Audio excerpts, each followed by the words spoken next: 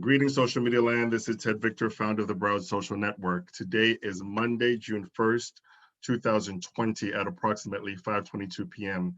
Considering the recent events on police brutality on Black men, on men of color, African-American men, and the worldwide response to the murder that happened in regards to George Floyd, I thought it was incumbent upon me to be able to just invite some friends, community leaders, in order to be able to have a conversation. And let me just make this clear, that this is a conversation about Black men, about what happened in response to Minneapolis. However, if you can take a look at this panel is extended to everyone.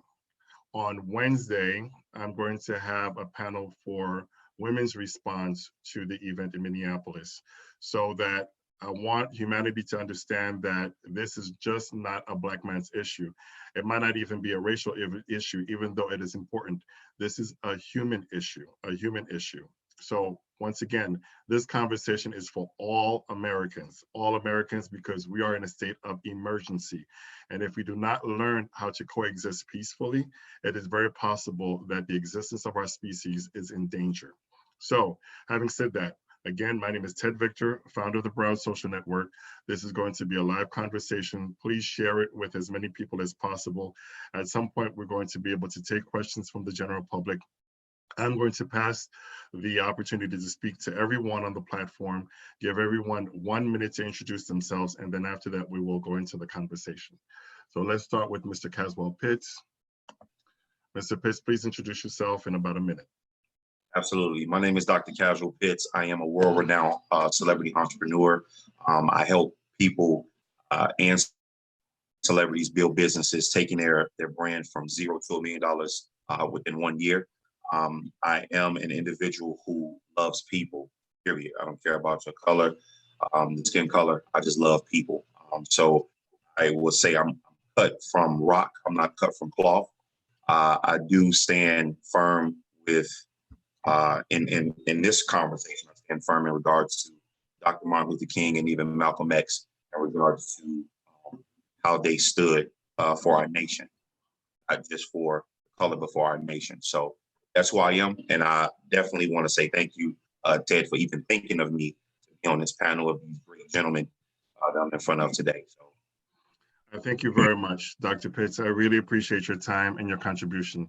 Next, we're going to turn the microphone over to Dr. Salters. Dr. Salters, you are, if you can unmute your microphone. Yes, there you go. Dr. Salters, you have the floor. Please introduce yourself. Good evening. I am Dr. Gregory Salters. I am a law enforcement executive, but I like to tell people that's what I do, but not who I am, because so many times we look at people and their jobs and we believe that's who they are.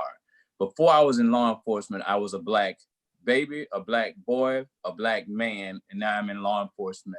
So when I've been on those two perspectives, and I've been in law enforcement management for the majority of my law enforcement career and very engaged in the community. I'm a member of Alpha Phi Fraternity Incorporated, graduated from Florida A&M University. And scholarly, I've done research on the impact of racial profiling on Black males seeking jobs in law enforcement and maintaining their careers in law enforcement. I greatly appreciate you having me on here to have a little discussion about what it is that happened tragically with just this being the latest incident, so that we can see how we can move our community forward. Thank you very much, Dr. Salters. Let's turn it over to Pastor Rosa. Pastor Rosa, let me see if I can unmute your microphone. Unmute your microphone. Pastor Rosa, please, David Rosa, please introduce yourself to social media land. You are no stranger to the Broward Social Network. So let us know who you are in about a minute before we start the general conversation. Thank you so much, Seth, for having me on here today. I count it an honor. My name is, again, Pastor David Rosa Jr. I am the pastor or lead pastor of Cruciform Church in Hollywood, Florida. I'm also the CEO of the newly formed Center for Community Empowerment, executive director of the Real Talk Mentoring Program that's been mentoring students of color in both Broward and Dade counties for about the last 10 years. And more than that, in some ways, I like to be known as a loving neighbor. And so just grateful to be on here today and hope to add some value to the conversation from the perspective of a Christian New Yorican, a Black man, if you would, in that order. Yeah, thank you so much for your time. All right, thank you very much, Pastor Rosa. Let's take it over to Andrew Darling. Andrew Darling is in Orange County in the state of Florida. He is running for sheriff. Now more than ever, we need leaders because folks are living in fear. Andrew Darling, please introduce yourself to social media land because hundreds, if not thousands of folks will see this. This is going to be accessible to the entire planet. So therefore, please introduce yourself so we know that who you are and what you do. Yeah, thank you so much, Ted, for having me be a part of this distinguished panel. So my name is Andrew Darling. I'm an attorney here in Central Florida. I used to work at the public defender's office. I now have my own criminal defense law firm where I do mostly criminal defense work and rights restoration. I grew up here in Orlando, Florida. I am running for Orange County Sheriff. I'm running for Orange County Sheriff on an entire criminal justice reform platform.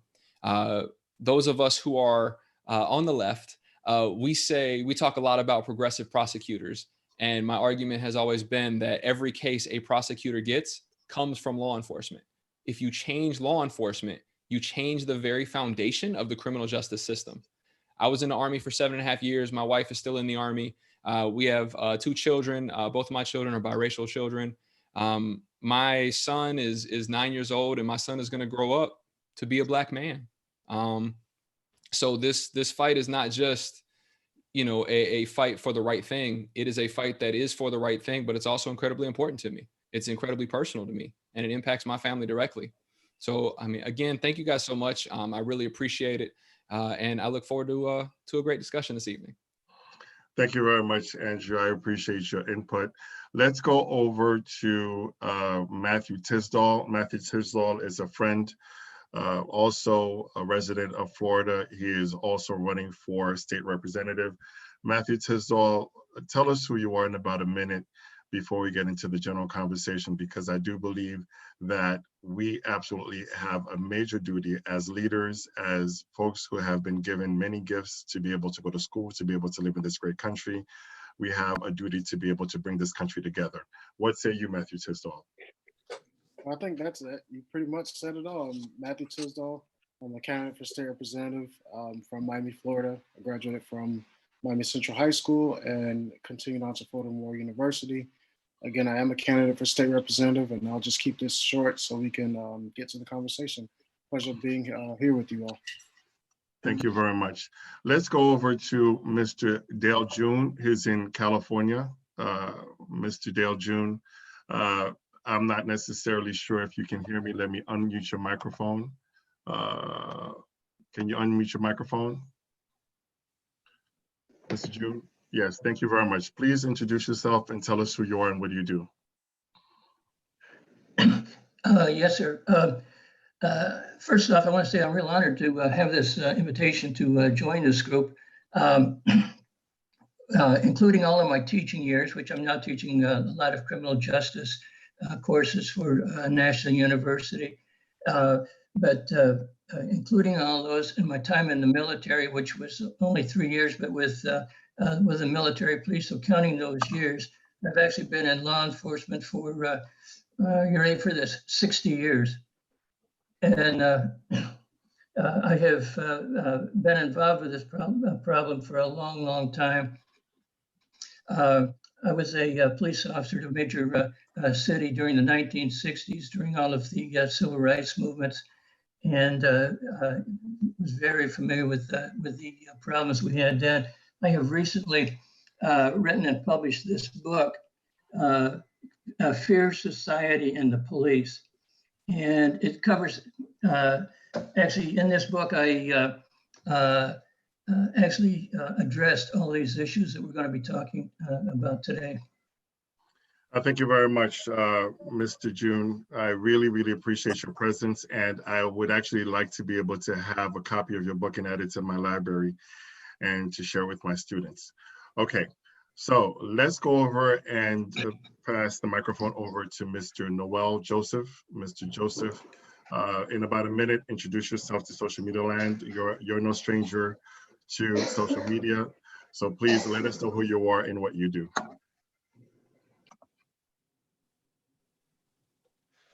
Hello, good afternoon, everyone. My name is Jefferson Noel. I am a professor at Florida Memorial University, which is South Florida's only HBCU.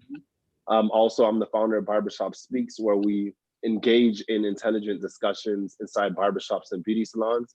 And community conversations is my passion. I really enjoy having dialogues where we can come together and speak about ways that we can bring solutions and change to our community. And so I'm honored that Ted Victor would call on me to be a part of this great discussion. So thank you. Thank you very much. Let's go over and turn the microphone over to Mr. Michael Riggs. Mike Riggs, if you can unmute your microphone, or let's see if I can unmute your microphone. Okay, there you go. All right, Mike Riggs, please introduce yourself. Mike Riggs, as far as I'm concerned, you're a member of my family, and I very much value your input considering the crisis going on in America today. So please introduce yourself in about a minute and let us know who you are and what you do. Got it. Mike Riggs, retired 30 years with the City of Miramar Police Department. Second generation, my father did 36 years with the City of Miami, retired West Palm Beach, retired in Palm Beach Sheriff's Office. I've been married twice. My first wife passed away from sickle cell anemia. She was Jamaican. I have an adopted son with her who's, well, he's kind of in his 30s now. And I have 4 children with my current wife, and they're all Black. And so I have some concerns, obviously, with everything going on. My city, I didn't have a lot of issues with the people I worked with, and nor did I have a lot to be concerned about in my city, which is good. There were some, but not many. This incident with George Floyd this week was the first time that I judged it before the case investigation was complete, before an arrest was made. Everything else, most of the other incidents we've had, I've said, okay, let's get all the facts.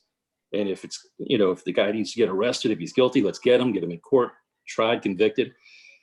This time, I actually saw that video and was disgusted and appalled by what I saw. I watched it with my kids at home. Yeah, and, Mike, if please forgive me, Mike. Before we get into the general conversation, there are 2 more people who needs to be introduced, but we're going to come back to that. Hold on to that, okay? Gotcha. Okay. Joseph Weedman, and I think I misspoke. I called Jefferson Joseph, so go ahead. I apologize. Jefferson Noel, and then now we're going to go to Joseph Weedman, and then we're going to have Dr. Norman White be the last person to introduce himself, unless I miss anyone. All right, so Brother Joseph Weedman, please introduce yourself. Let us know what you do. And you have a very unique angle to this conversation. And sir, I just do not have a big enough prize to give all of you, but particularly to you, Mr. Joseph. I really appreciate your presence on this platform. So go ahead to introduce yourself to social media land and let us know your work you do. So I do have a different leg in this fight. Today I do security and risk management. But more than a decade ago now, probably 13 years ago, 14 years ago now, I was a victim of police brutality more than 3 times before I was actually 21 years old. And let's just say that led down a very bad path for me over the years. In short, yeah, I'd like to get the conversation going because I think there's a lot to talk about that obviously isn't a part of this great group of people. So I'd love to have those real discussions. Okay, thank you very much, Joseph. And then if I haven't missed anybody else, we're going to have Dr. Norman White introduce himself. Dr. White is in South Florida with me. Dr. White, I appreciate your time and your presence. And I'd like to be able to have you introduce yourself for about a minute before we move on to the general conversation. Go ahead, Dr. White. Unmute your microphone and introduce yourself, please.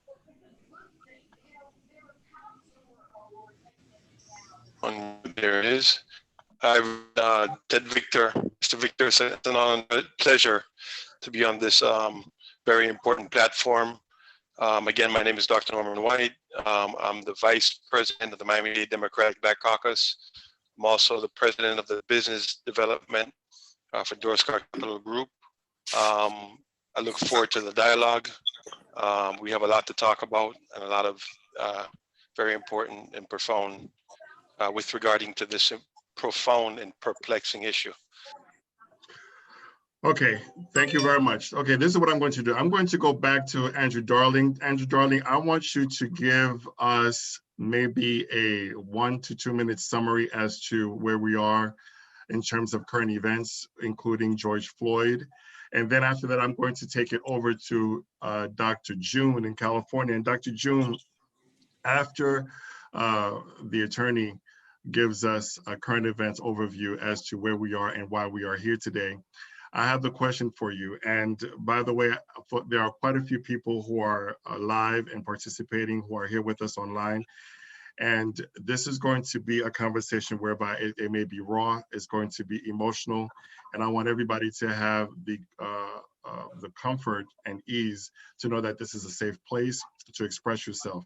The question for you, Dr. June, the author, Dale June, after Andrew Darling is speaking, the question is this: is the Black man in America an endangered species? That's my question for you. And that's a loaded question.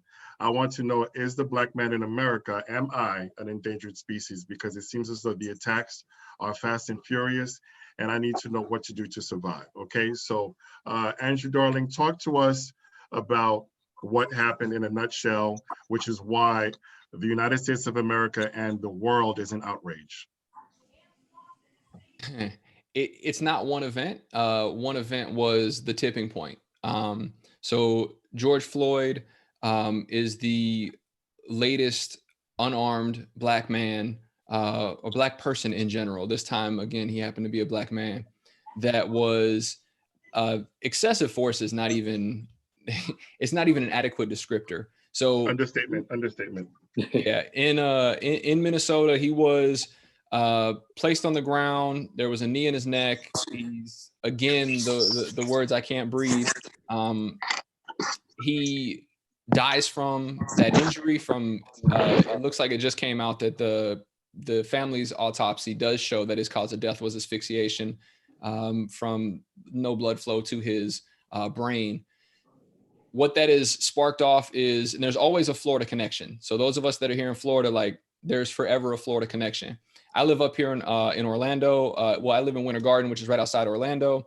The officer who has since been arrested actually had a rental property down here in Windermere, which is just outside of Orlando. And I mean, I've been at the protests over at his home on Friday and Saturday. All of them were peaceful. The worst thing that happened was a couple teenage girls threw some paint on the side of his home. And most of the other stuff was just chalk and whatnot. Last night, there was, I mean, and that's just here in Central Florida. There have been protests all over the country, to include in Minneapolis, as well as other major cities, Chicago, Atlanta. Here, there was some in Miami and in Broward. I mean, there have been protests all over. I have seen a lot of agitators that look way more like me than the people who are protesting, and who are very intentionally going in and trying to lead instead of stepping back and being in a support role. If we're going to go out and we're going to actually move forward on bringing actual equality and actual equal justice to the Black community, we don't need to lead that. We need to be allies. We need to help. We need to be supporting everybody who's part of this movement, but we don't need to be out front. We don't need the credit. We are the ones that built this broken system. It's time for us to knock it down behind the scenes and do all the different things that we can do. But there have been some protests that have led to encounters with law enforcement, particularly here in Orlando, that have, lots of folks have gotten arrested. Last number I saw was throughout the country, about 4,000 people have been arrested over the weekend. So that's for the amount of people who were protesting, that seems like a relatively small number, but 4,000 people is still 4,000 people. And law enforcement in most of these scenarios that we're seeing is not de-escalating the situation. Their mere presence is escalating the situation. So there's a lot of different ways to go about that, and I'm sure we'll approach that later. But that's what's going on right now. There has been some instances of businesses being damaged, and I mean, I don't even like using the word looted, but businesses have been damaged and broken into. But listen, businesses will be fine. There needs to be real, actual change that impacts people directly. And I don't encourage it. I don't like it. But you know what? I'm not going to tell somebody else how to protest. And the folks who are agitating, I mean, there are other ways to deal with that. But, you know, I care about people and I care about changing policy going forward. And that's what I'm going to continue to work to do, not just as a lawyer, but also as a candidate for sheriff. Thank you very much, Andrew Darling. Now we're going to go to Dale June in California. However, before we have Mr. June answer the question, the next question is going to be for Dr. Salters. Dr. Salters, the question for you is the following. I would like for you to expand what is resisting arrest? What is resisting arrest? Because of the fact that it seems as though this is what the police officers are justifying to do what they do. He was resisting arrest, so therefore I had to react. I'd like for you to have a conversation as a police officer. What is resisting arrest? And then also possibly Michael Riggs can also chime into that. But before we get to you gentlemen, Mr. Dale June, talk to us. Is the Black man an endangered species in the United States? Based on your research, based on your book. Can you unmute your microphone? Unmute your microphone. Hello? Yes, unmute the microphone, sorry. There you go. Yes, okay, so is the Black man an endangered species in the United States? That's a very difficult question because when you're talking about endangered species, I don't think so per se. Because I'm not sure what's happening, but we're not hearing you too well. Start over again, otherwise I'm going to have to switch over. Hello? Can you hear me now? You sound, does everybody else, speak again, please. Hello? Is that better? Hello? Are you guys able to hear him? Are you guys able to hear him clearly? Right, so I don't know what's going on your end. Not clearly. What happened? So I think something's wrong with the microphone or the. But I believe we heard him well before. Try to speak again. Ted, maybe have him mute himself again and then unmute himself. He doesn't sound too clear. We're going to come back to Mr. June. We're going to go over to Dr. Salters, and I'm not sure if you can possibly sign in on a cell phone or a different computer. I don't know, but we're going to come back to you because as one of the academics in the room, and to be able to share with us some information from your book, I'd like to be able to find out what your perspective is in terms of whether or not the Black man is an endangered species in America. All right, let's go over to Dr. Salters. Dr. Salters, the question for you as the police officer and also for Mike Riggs as a police officer, what is resisting arrest? Because if, for example, a cop sees me in the parking lot of Walmart and says, stop, I want to speak to you, or get out of your car, am I obligated to do those requests with the risk of possibly losing my life? So talk to us, Dr. Salters. Hold on, unmute your microphone. All right, go ahead, sir. That is a complex compound question as you ask, because when you ask about if you're in a parking lot and can the police officers ask you to stop, is that resisting arrest? As you know, you deal with your various stop and frisk laws, and you have your attorneys that are also on our panel that goes through various stop and frisk.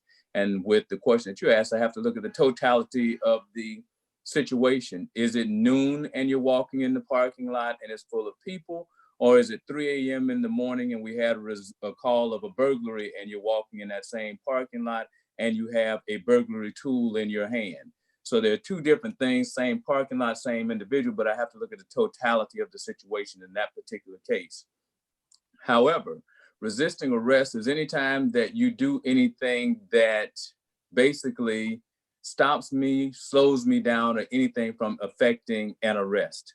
So if I tell you basically to turn around, put your hands behind your back, and you don't do it, then some will look at that as resisting arrest. And there are various degrees of resistance that you may or may not have. And when you look at it, you have what we have in law enforcement is your response to resistance, because that is our use of force matrix, or your response to resistance. And our very first one is just by a showing of uniform, being in uniform. That's one thing. So we kind of escalate from there. But just like now, if I'm telling you you're under arrest, put your hands behind your back. That's why I always tell people, go along with whatever law enforcement is doing out there. You cannot win a debate with law enforcement in the streets. And that's why I say we do that, because we want you to be safe. We want you to be alive, so that therefore we can bring forward any other administrative or legal issues that we need to do. And that's why when many of us were looking at this particular video, we did not see what we would consider to be any reason to say one were resisting or one were doing anything. So that's what I think is really getting the law enforcement community and others that care about humanity in an uproar for this particular case. Okay, thank you very much. Mike Riggs, as an ex-police officer, what say you about what is resisting arrest? Because it seems as though that's what's causing folks who look like me to die in America. Okay, can you hear me? Yes, I can hear you. Okay, good. You pretty much covered it. You're resisting, when you get to that response to resistance, the matrix, passive resistance, active resistance, and usually it's a resisting without violence if it's a passive resistance. If you get physical, if you start swinging, obviously that's resisting with violence, and a much harsher, it becomes a felony instead of a misdemeanor. And I agree with everything you said about the totality of circumstances as far as you being in a parking lot. If you're in Walmart at noon and I pull up to you and say, hey, can I talk to you? Well, a consensual encounter is one thing, and that's fine. If you refuse, I have no reason or right to stop you, barring any other circumstances. For example, if the store had called in that somebody had stolen money from the register, and I see you out in the parking lot and you match the description, then I have a reason to stop you and question you, and bringing out witnesses that maybe can identify you at that point. But outside of a totality of circumstances that would mandate me stopping you and mandating a discussion or a communication back and forth, a consensual encounter, you can refuse. And, if you walk off, you walk off. I have no reason to stop you or detain you outside of extenuating circumstances. Okay, let's go over to Joseph Weidman. And this is really for Joseph Weidman, also Jefferson Noel, and possibly also David Rosa. This is an uncomfortable question, and I don't mean to offend anybody because we have quite a few people watching this live. Is there a question of trust? Is there a question of trust? The people who are supposed to be keeping us safe, the people that we are paying through tax dollars, is there a question of trust? And I say this to you, I remember not too long ago, and I'm going to change the screen to viewers, to speakers' view, so we can have like a bigger angle on the speaker. But not too long ago, it might have been last year, my daughter might have been 5 years old, and she says, we were driving in a car, and she said, "Daddy, let's go, here's the police." And when your child is afraid, when they see a cop car, something she has seen in the environment that's causing her to fear. And I do not want my children to be afraid of anything or anyone. So Joseph Weidman and Jefferson Noel and possibly Pastor Rosa, maybe about a minute apiece, and we're going to come back to you. Is there a question of trust between the public and police officers? Yeah, definitely. I don't think there's a question about that. I think everybody knows it. I think the ex-police officers know it. I think the current police officers know it. That's never been a secret. That's not, and it's deep rooted as well. You go in trusting them, and essentially every officer I've run into, their whole mission was to find the guilt in what I say, right? Not anything more. With that being said, I think it's a simple answer. Is there a trust issue? For sure, 100%. I was 16 years old and I was a runaway. I was labeled as a runaway even though I was kicked out. And the police officer in BSO in North Lauderdale decided to beat me in the small substation they had right there. I'm running a blank. Kimberly Boulevard, is it? And decided to beat me simply because I was a runaway. Got me, it's a small, tiny cell, got me stuck between where you open the door and the wall and smashed my chest. If anybody's familiar with that little walk-in area, then they know what I'm talking about. When you open the door, that's as far as it goes. There's maybe a couple of inches between you could fit in. Sorry for interrupting you. For the sake of the public, when you said that, and I want to be as fair as possible, did you give, and this is what they're going to say, right? Did you give Not until they put the door on my chest. Not until they pressed me so tightly against the door, and he put me where the door right opened up on my chest, boom, and then continued to try to pull it open. And at that point, I started cursing and yelling, and they just beat me all the way, and he beat me all the way into the back of the cell, and it was the end of that. I covered up, obviously. I wasn't fighting back at that point. I was still young at that point. And I just curled back up. I had Chuck Taylors on. I remember my ankles swelled up like a pumpkin. It was crazy. It was a whole ordeal. And I was a troubled kid. I was homeless at the time and stuff like that. So, my mom didn't think much of it. I was a liar. You get what I'm saying? It was easy to say something like that. And it just kind of went on from there. That was just the first event that ever happened. It was never recorded. Nothing ever happened. It's probably in the system somewhere, but no charges ever came of that. It was just an incident. So is there a trust issue? 100%. I don't think there's a time I've ever called the cops and they've actually helped me when I was the victim. Okay. Jefferson Noel, when you see police officers as a millennial, when you see police officers in your community, is there an increased heart rate?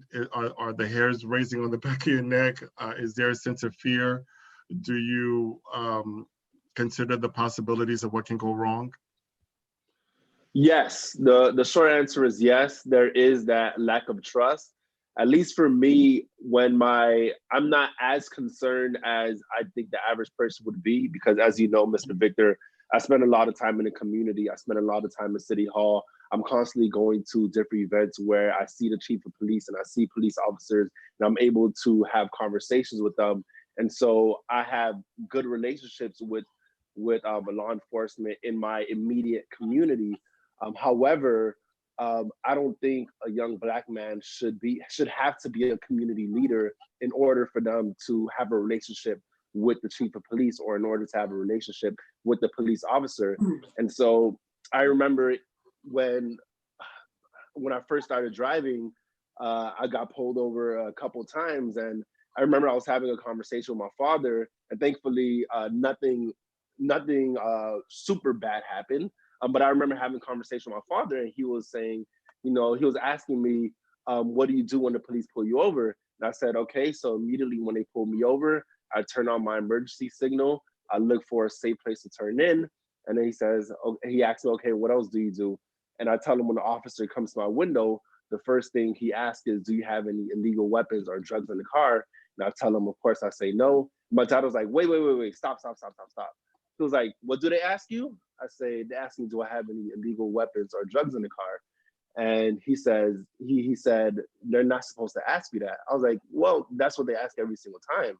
He's like, no, it's not a law for them to ask that question whenever they pull you over, unless they have probable cause to believe you have it. And at that moment, that's when I realized, I said, whoa, like, am I the only person that they're asking us? I will ask my friends who look like me, and they say yes, they get asked that question all the time. Then I'll ask my friends who are of the lighter persuasion, and they say no, they never get asked that. And so I think it's because of little things like that. Even if I never was beat by a police officer, or even if I was never arrested for no reason, because of those small experiences, if they gather over time and they compile, it will lead to a distrust in police officers. And so thank you, Ted Victor, for bringing me on to this very powerful conversation. What happened to George Floyd? It really broke my heart. Unfortunately, I do have to leave because I have live videos that I do every Monday at 6, but I appreciate it. And I hope that one day we can build trust between the Black community and police officers. And so thank you so much for this unique opportunity. Thank you very much, Jefferson Noel. You are younger than me. However, you are one of my role models. I thank you very much. I don't just like you as a person, but I have a high degree of respect for you, brother. Okay, so you keep up the good fight and continue to bring our community forward. Okay, thank you so very much, brother. Okay, you have a good one. Thank you for your contribution. All right, so we're going to go over to Pastor Rosa, and then after that, we're going to come back to Mr. Dale June. Let's see if we can hear you better now. Mr. June, unmute your microphone before we, hello? Okay, excuse me. I don't know what happened to my voice. Yeah, can you hear me now? Yes, we can. We're going to have David Rosa answer the question of trust and relationship building because he's the man of the cloth in the community.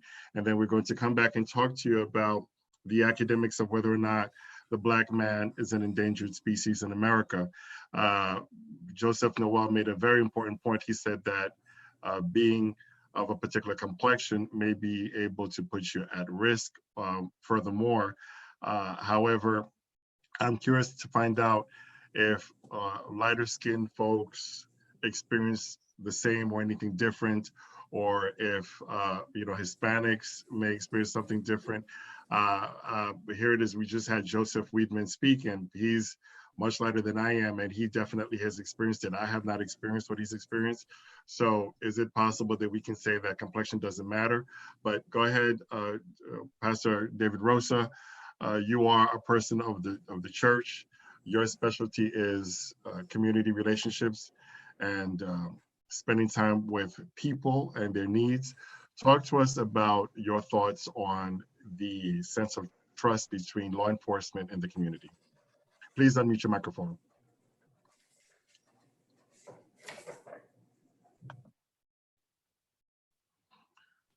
Okay, can you hear me?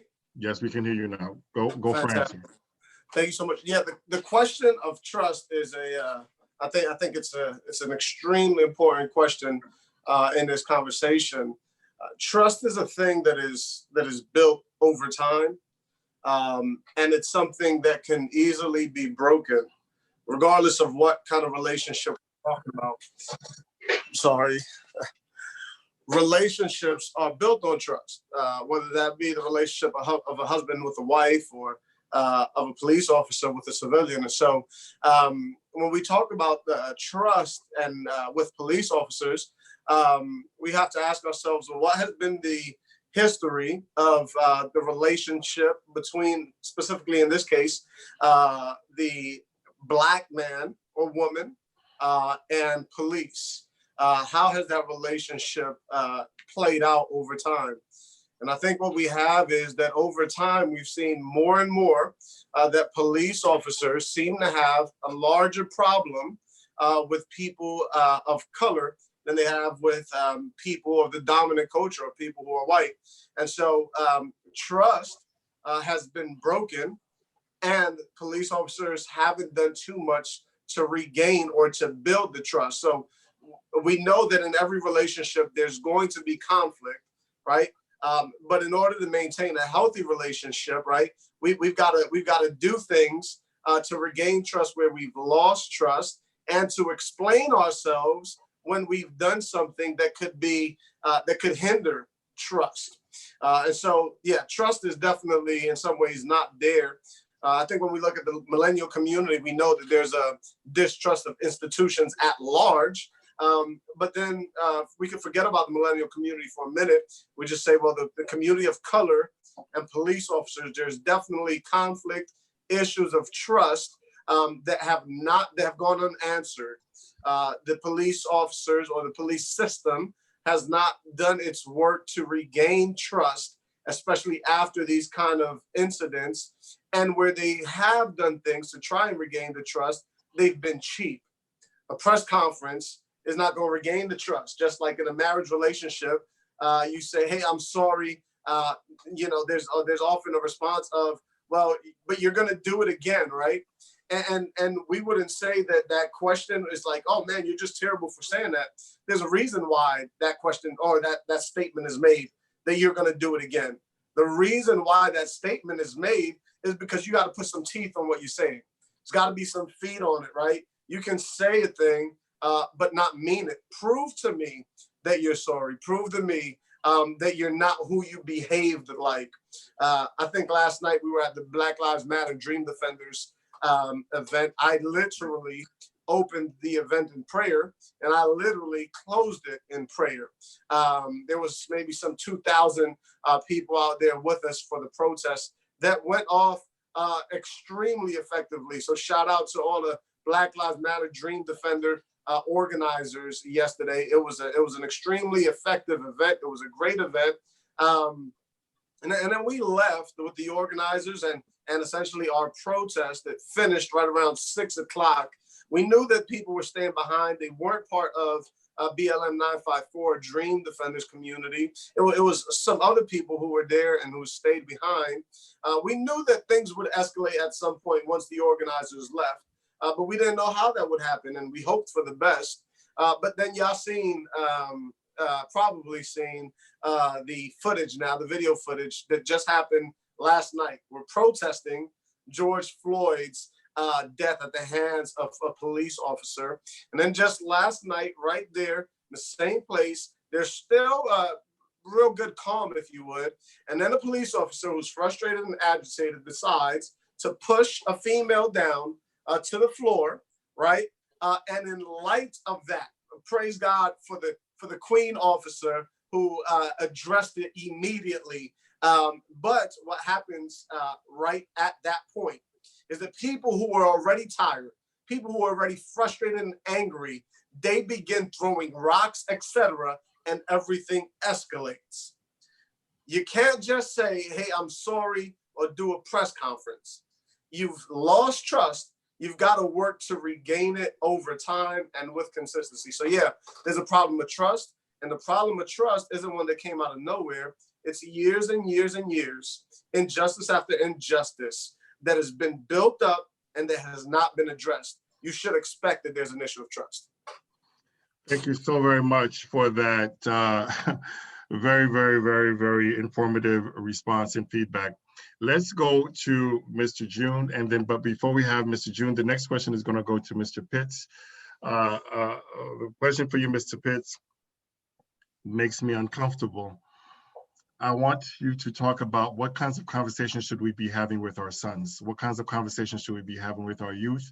Because the goal is for them to survive, to outlive them, to outlive me. And then after Mr. Pitts, then we're going to go on to Mr. Tisdall. So Mr. June, as the author, as the person who's done research in this area, by the way, folks, I'm human too. I'm doing my very best to remain calm. There are people seeing this. This is going to be on the internet for a lifetime. So I'm angry, okay?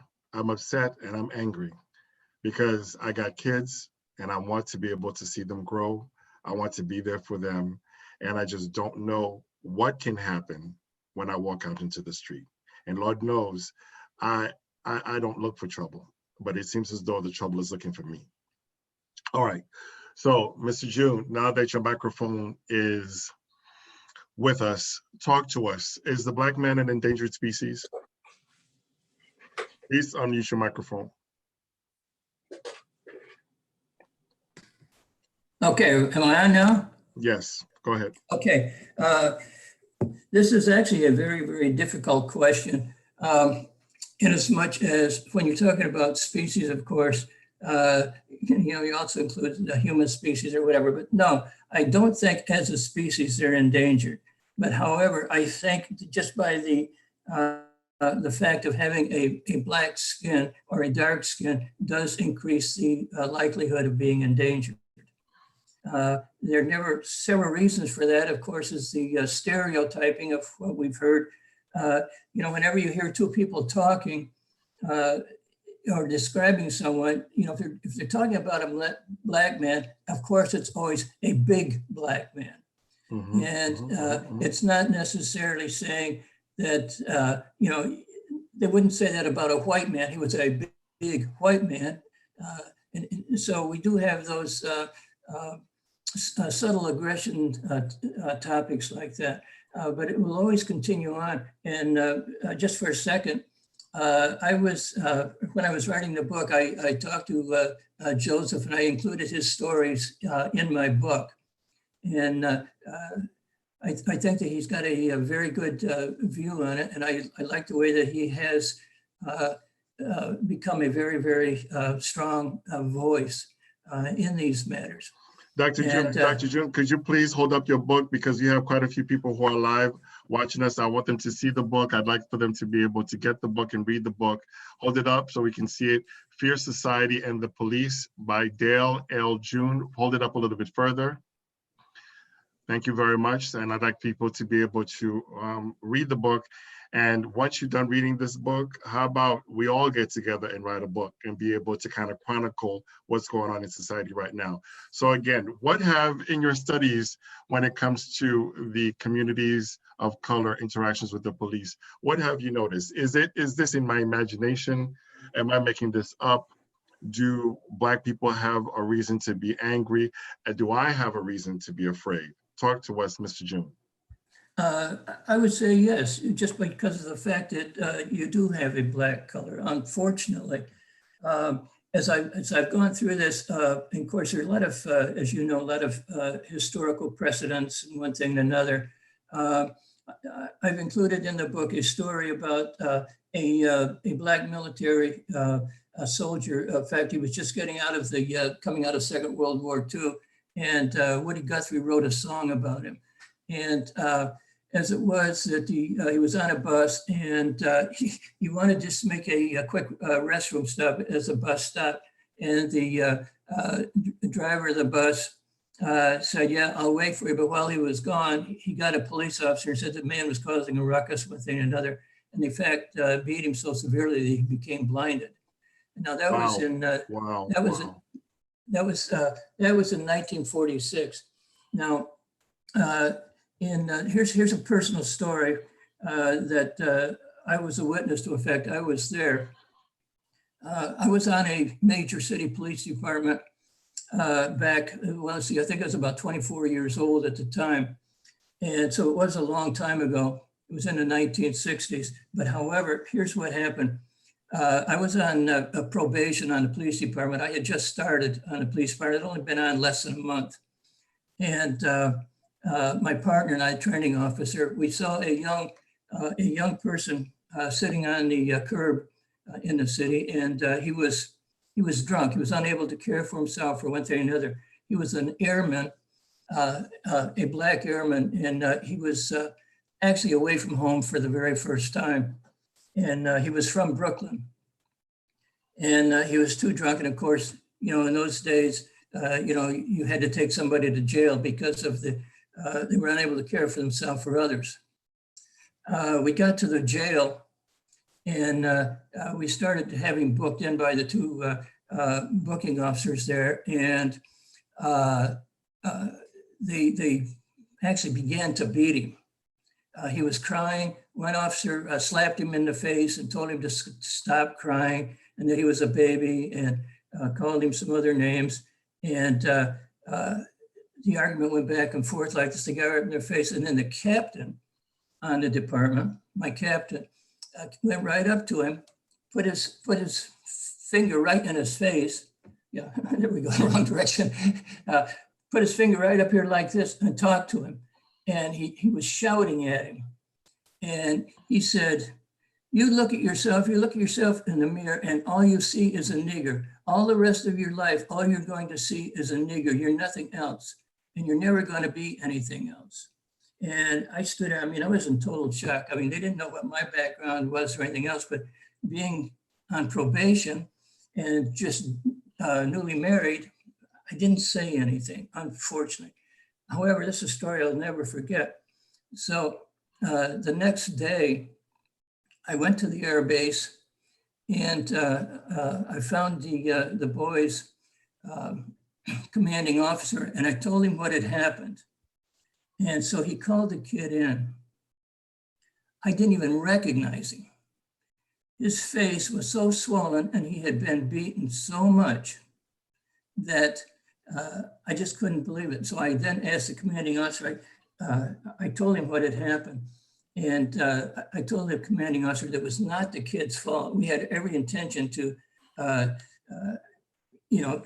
just keep him off the street for his own safety. Well, he agreed that he wasn't going to give him any military justice or anything else like that. But that is a story that has stayed with me. I think this is probably the first time I've gone public with it. But the point is, though, we have a history of that. And police have that history. And I don't know if it's indelled into them or what when they are or indoctrinated into that when they are in training or what. But I know I always teach, when I teach, I tell everyone, no matter who the person is or what they've done, is to treat every person with dignity and respect. I don't care who it is. I have no problems calling a 17-year-old boy, sir. And I believe that that's the way it is. And now I also explored advice for a Black father to tell his son, especially his son, some of the things to do when stopped by a police officer. And of course, the very first thing is to put your hands on the steering wheel. Now, and put them up where the officer can see them. And then to answer all the questions and don't give the officer any excuse, because I know, even though I was in law enforcement for a long time, and I don't mean to make any derogatory statements against police officers, but the fact is that they are attuned to the fact that every instance is a dangerous moment. And so they overreact sometimes. And, Mr. June, if I may, and I really want to get some more folks to participate in the conversation, are white men with white sons having different conversations on the topic? Not at all. Not at all. No. So white fathers do not have the conversation with their white sons. No, they don't. They don't need to. Because there's no need to. Exactly.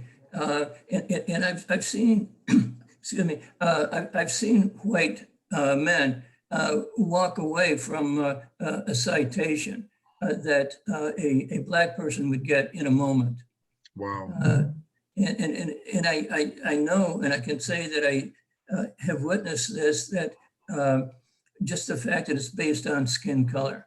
And if you don't call the police officer sir, and or as one student put it in that I quoted in the book, it says, "Yes, master," and I mean, this is a young 20-year-old that was talking about this. He actually adopted a voice of a stereotypical white slave, or I mean a Black slave back in the old days. And he used that dialect to describe it, but that's exactly how he felt. Wow. And wow. As I say, he's only 20 years old. Okay, thank you very much for that input. We're going to come back to you. Let's go to Dr. Pitts, and then Dr. Pitts, we want you to talk about Mr. June started talking about it as well. What kind of conversations are you having, or should we be having with our young Black men as they enter the world? And as you're getting ready for that question, the next question is going to go to Matthew Tisdall. And what I'd like for you to talk about, Brother Tisdall, because your knowledge is vast, I'd like for you to talk about the relationship between this movement and economics. Is there some sort of impact that rioting, that the targeting, the social disconnect between the Black community and police, the police enforcement, is there a relationship between that relationship and the economics of this country? And let's go ahead and go to Dr. Pitts. Dr. Pitts, we haven't, unfortunately for me, we haven't had the opportunity to really get to know each other, but I'd like to hear from you as a scholar, as an entrepreneur, as an American, as a man, as a Black man. I'd like for you to talk about what kinds of conversations we should be having with our Black youths. Absolutely. Can everybody hear me? In regards to police and police brutality and police engagement. Go ahead.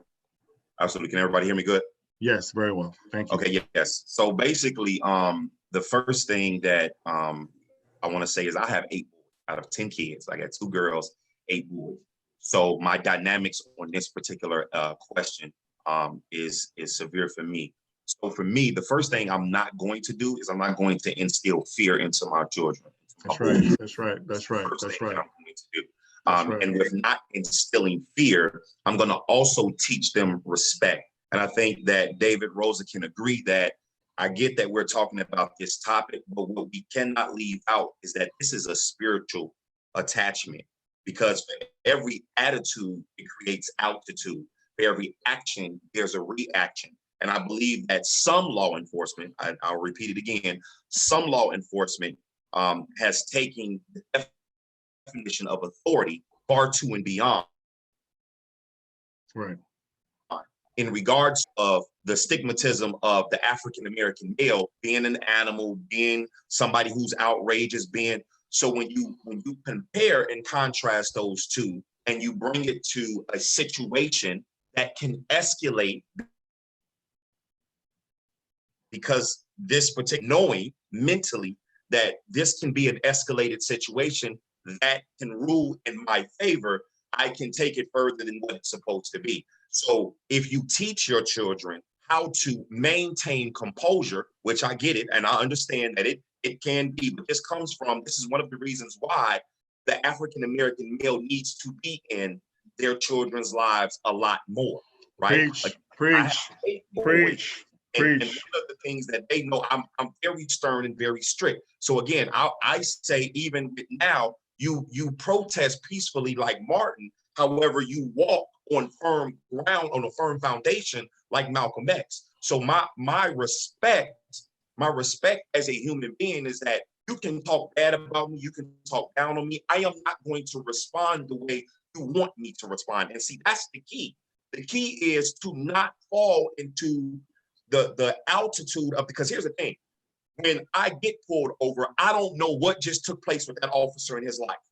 So in my mind, I have to always maintain a format of posture of where I'm at as a human being. I am a human being. I am an African-American male, already got 1 strike. So me agitating the altitude of this conversation, bickering back and forth with this officer, 9 times out of 10 may not rule in my favor.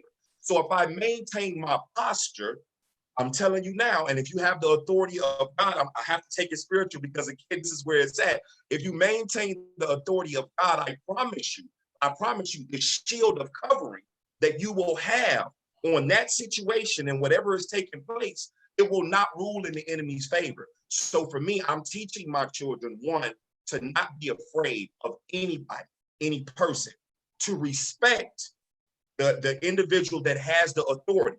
Do not play into anything that may feel like, so certain questions that they may ask to trigger your mentality because of the stigmatism that has been given about African-American male of being outrageous and being outlandish and testing that. Do not respond to that. Always keep the posture at where it's at. Because I'm just going to be transparent. I'm a millennial. I'm 30, about to be 36 years old. And the times that I've been pulled over, my father taught me, yes, sir, no, sir. Yes, ma'am, no, ma'am. At all times, no matter what. I've had cops say things to me that they should have never said. I had cops push the issue of a past background, just to see what my response would be. See, body language, I'm teaching my kids, pay attention to body language. Pay attention to the level of anger in the voice of the conversation. Then and only then you'll be able to know, okay, I need to shift. I need to stay here because I know what's about to happen. Teaching our kids to identify the situation that they're going to possibly be in, because you can't run away from it. These are things that we're going to face in life now and forevermore. It's how we respond to it, is how we're able to fix these issues. So that's, and I'm on here to the end. So you guys got me. I was ready for every question. I was taking notes. I got a definition of every question. I'll leave with this. And this, David Rose, I know you can agree to this, but in the Bible, Romans 12, 17 through 19 says, never pay back evil with more evil. Do things in such a way that everyone can see You, as an honorable person, do all that you can live in peace with everyone. Dear friends, never take revenge. Leave that into the righteous anger of God. The scripture says, I will take revenge. I will pay them back, says the Lord. Now, here's the thing. I'm ending with this. If you pay attention to that scripture, this is the reason why we're so disconnected in the world, is because guess what?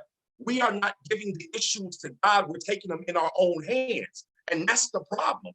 We are not getting on our knees and saying the right prayers so God can relieve this situation. My anger lies with not praying the right prayers, because again, what you're saying is, God, guess what? I got this. I'm gonna take care of this. I'm gonna handle this. And no, that's not how it works. I'm sorry. So again, I apologize. No, don't apologize. This is exactly what we need to hear. But it's definitely a spiritual issue, and the root is deeper than what is being made out to be. And what we have to do as people, because you can see it's all colors out there that are protesting. So that lets you know that that's a sign that if Dr. Martin Luther King, he said that in his speech, his dream was to have all people of color. So we've all came together to that magnitude. But the looting and again, I understand that Andrew don't like to use the word looting, but it is what it is. I don't believe that that's fair. I don't believe it's right to do. Peacefully, we should protest. Dr. Martin Luther King would have not wanted it this way, right? He would have marched to the station. He would have marched on Washington with the people locking arms and would have stayed there until justice was served. The looting and I don't believe in that. However, I understand the anger, because for every attitude, there's an altitude. That's my piece for this topic. Woo, I needed that fight. Thank you so very much, brother. Thank you so very much. So therefore, now we're going to go to Matthew Tisdall. But before we talk about the relationship between this movement and economics, the next question is going to be for Dr. White. Dr. White, Dr. Pitts wonderfully talked about the spirituality of the moment, the spirituality of this movement. And I do believe that you are also a man of the cloth with a doctorate in theology. I'd like for you to, the question for you is, what does the other side of this look like? What does a peaceful world look like? Is it possible that we can get to a point whereby complexion is a non-issue? And how do we possibly get there? Because as a scientist, I can tell you we are 99.9% identical genetically. Based on the environment, our cells respond differently, and therefore you had different complexions. Race is a social construct. Race is a social construct. When I asked the question earlier, and I stated that, is the Black man an endangered species? It's a play on words. It's a loaded question, because we are one human race. We are one family. We are all distant cousins. We're all children of God. That's a fact. We're all children of God. So now that we've created this artificial phenomenon called races and so forth, and we are acting accordingly and so forth, I'd like to take a look at what is the relationship between this movement and economics. And then Dr. White, I want you to talk about, and anything else you'd like to be able to chime in on, what does the other side of this look like? Because I just really don't think that humanity can go on like this. I really don't. I really don't think that humanity can go on like this. No one under any circumstances should be living in fear. As a matter of fact, fear is given to us as an avenue for survival, to pull our hands away from fire, but it's not meant as an avenue for us to kind of slowly destroy ourselves internally.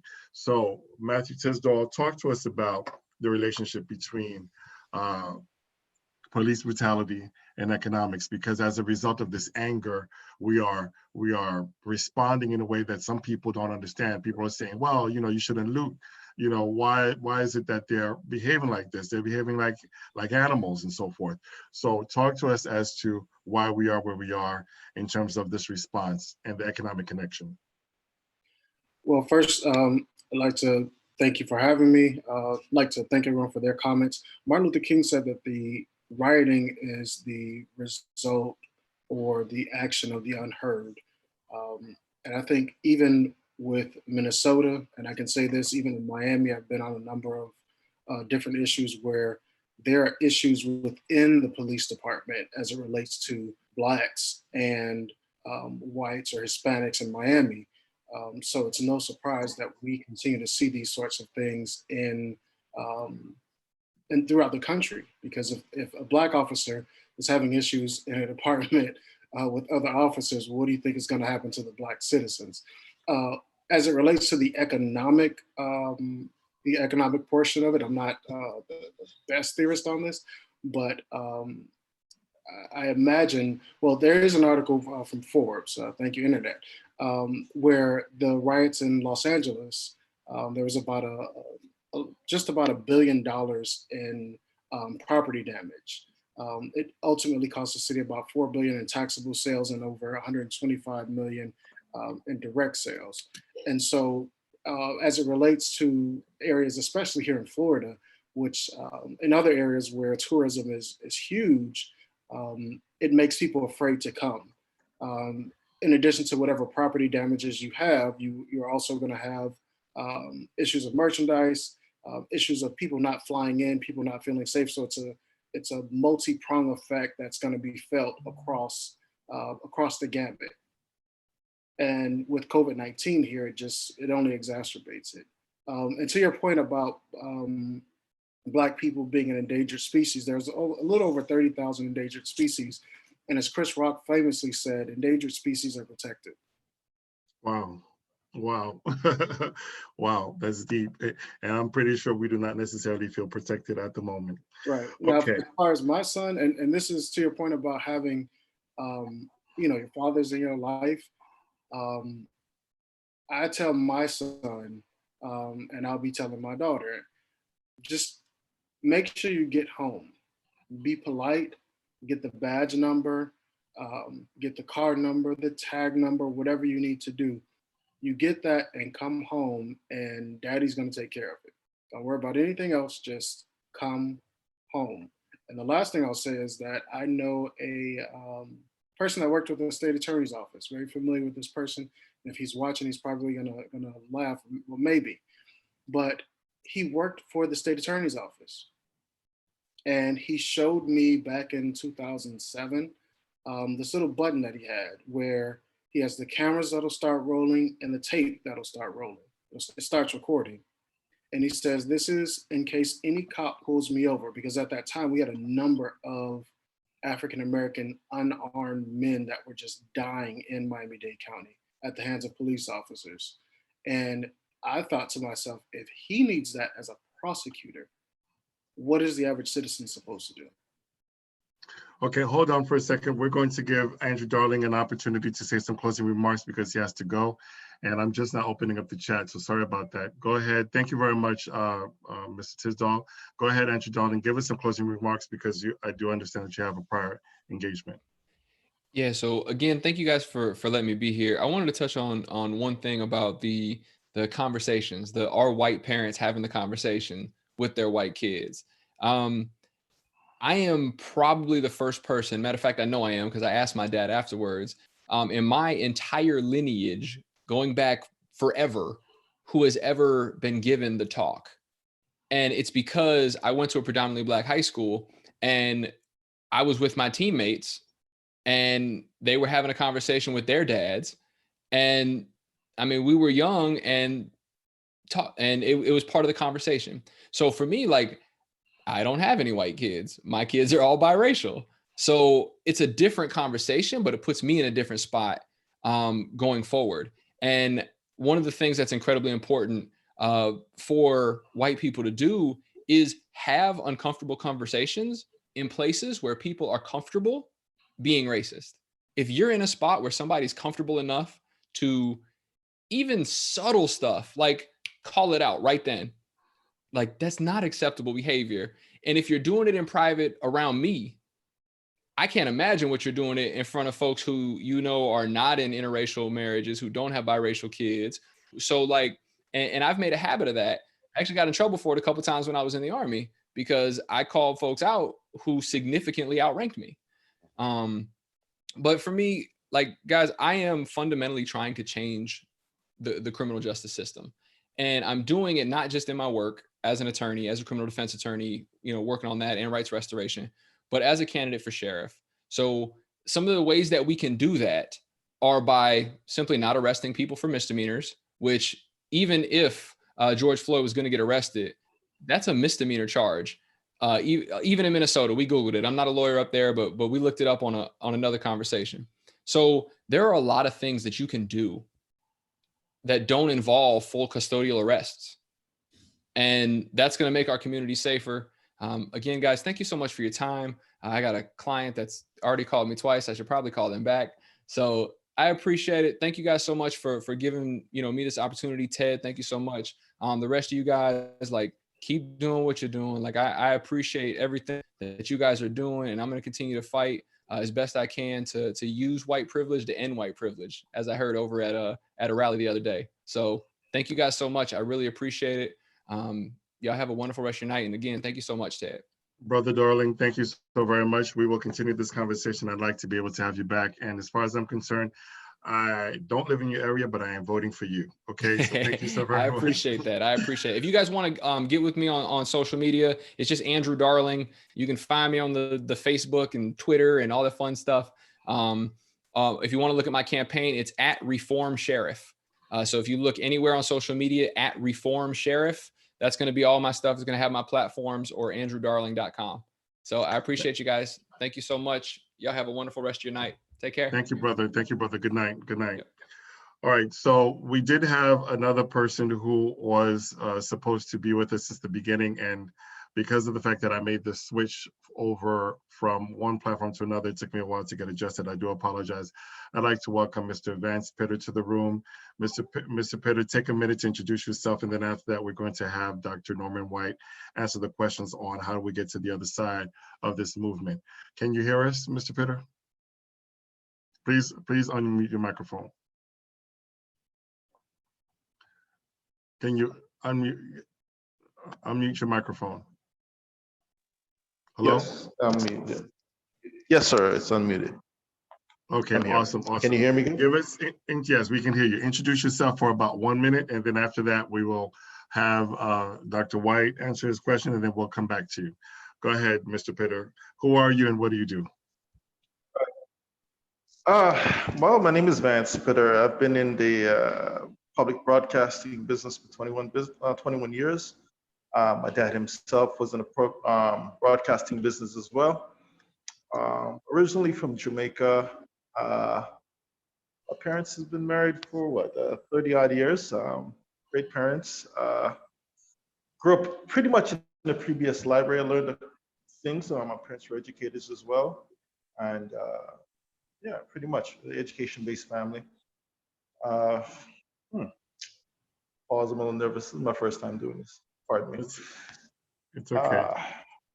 Yes. And that's pretty much to sum it up. Okay. All right. Welcome back to you. All right, then. Thank you so much. And again, welcome to the conversation. Welcome to the Broward Social Network. Welcome to Social Media Land. All right, Dr. White, you are a force of nature down there in South Florida, in Miami, and you have a unique connection to law, I should say. So talk to us about what does the other side of this, let's see, let me mute your microphone, and then let's go to. No, I got it. It's unmuted. Okay, yes, I was going it's to. Unmuted. It's unmuted. Yes. Well, go ahead, talk to us. Talk to us. I'm gonna talk. Oh yeah, I'm gonna because I'm passionate about what's happening. I don't see you. I don't see you. I don't know what happened. I don't see you. He kind of logged off. I don't know what happened. Dr. White, are you with us? Okay, so while Dr. White is getting on board, I have a question for Brother Joseph. And maybe some of you guys can chime in very quickly. Dr. White, are you with us? There are some challenges with your microphone and with your screen, Dr. White. Are you with us? Yes. We can. Hear me? We can probably hear you, but we can't see you. Oh. Okay, welcome back. Welcome back to you, Dr. White. Okay, so question for you, Joseph Weidman, and whoever else is would like to chime in on this question while we go back to Dr. White as he gets himself adjusted. Joseph Weedman, talk to us about your opinion on looting. Why is it on looting? Some people are looking at the community and they're saying, my goodness, you know, why are they looting? What's the connection between George Floyd, Aubrey, and Amadou Diallo, and Rodney many King, others, and the many others? And I'm hoping that we won't have to see this again. What is the connection between police brutality and looting? So we spoke about that prior to me getting on here, because I think I obviously have a unique position on that. However, first I want to address Mr. Pitts. Sometimes it doesn't matter whether you listen to their commands, do what they say, you use the word sir. None of that doesn't always matter, and that's the bottom line, right? So it's not a quick fix, especially for our community. It's just not a quick fix. Now, what do I think about the looting? While I don't condone, let's say, the hunting down of people of the other color, of a white man because he's out there, I completely understand why the buildings are being burned. I believe that maybe it should be a little bit more targeted in the sense of, the people who are oppressing, right? So the large corporations and, city halls and the police stations. The simple fact of the matter is, listen, man, it's too easy for all of us to say this. Let's hold hands. Let's talk about it. We've been doing that for how long? How long we've been doing that? And the entire world has changed from war and fights and protests. I mean, it's happening in the Middle East. A lot of that is because the younger people don't believe in the older generation's way. But the bottom line is, we sit here and we tell them how to do things, and we've been doing that now for, decade after decade after decade, and nothing changes. That's the truth of the matter. We talk about Martin Luther King, but we don't talk about all the other people and all the uprisings that happened during those times. The fact of the matter is, people need to feel it, okay? Because when it happened to me the first time in 2003 as a teenager, nobody cared, nobody believed me, okay? And nobody started giving a shit until the riots started happening. That's the dead honest truth.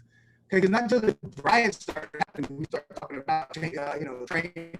Did the world start attention? How did they just hear about Arbery?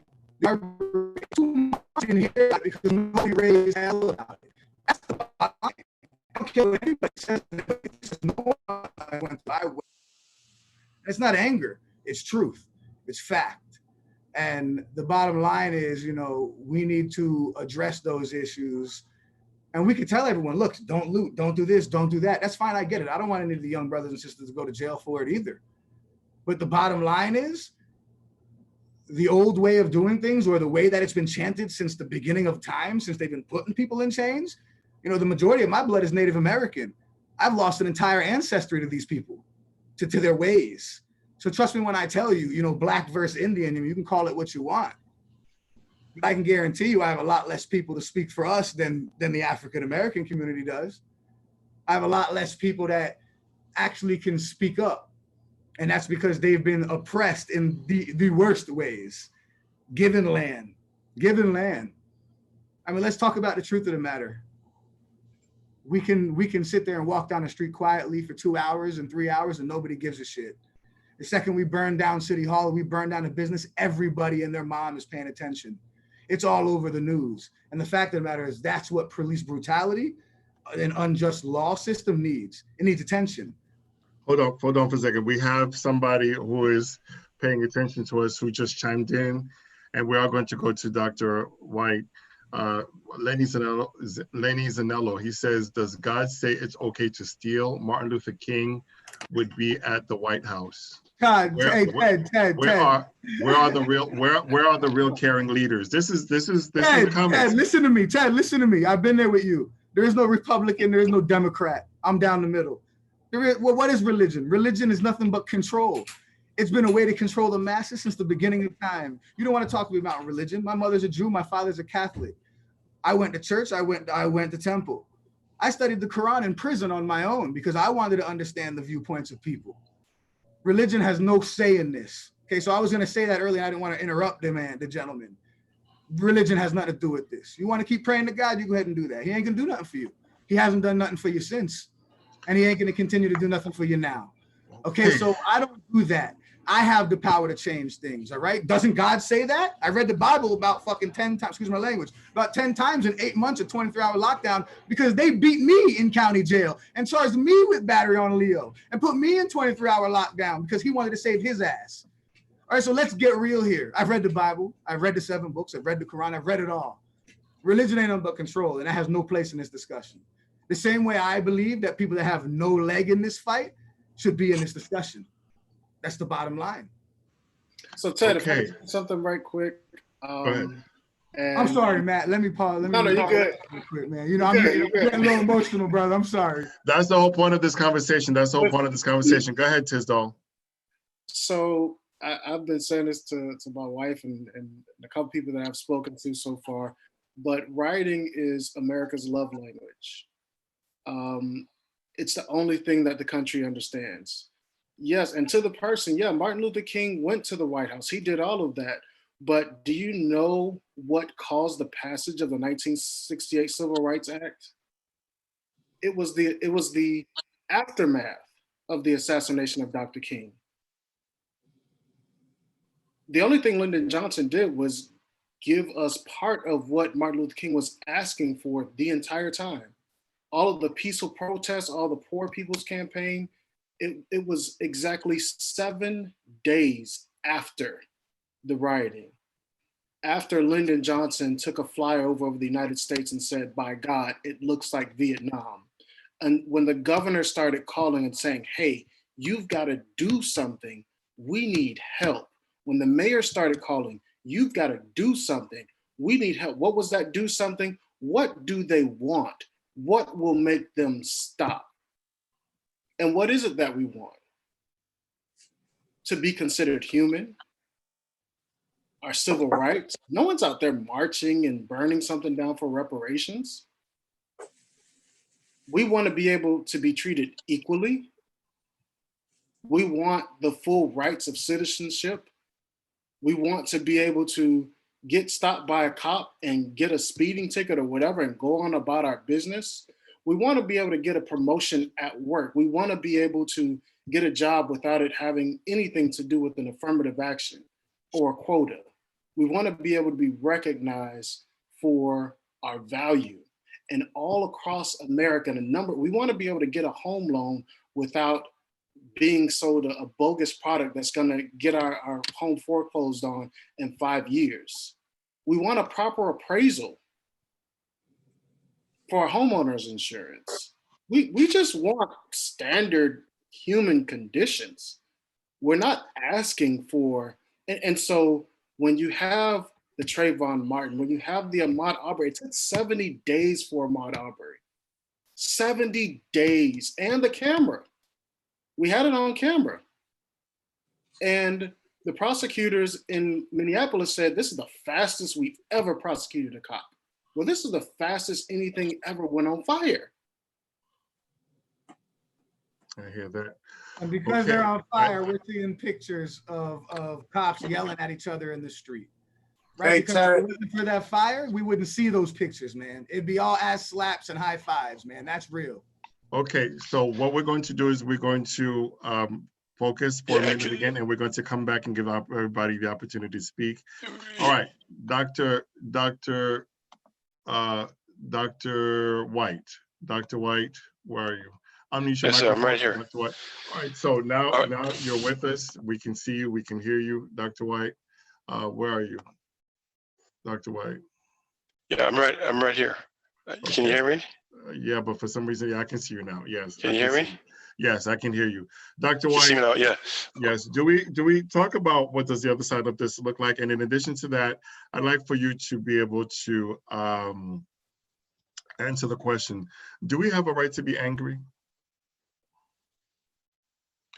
Absolutely. I'm outraged. I am personally outraged. And I know that, Ted, this is not me being connected to whoever I'm connected to in my marriage, but as a Black man in this country, I'm outraged. I'm hurt. I'm disappointed. I'm human. When I walk out this door, I'm not Dr. Norman White. The first thing someone sees is a Black man. They don't see my wife. They don't see the relationships that I have people in public. They don't see anything prominent. They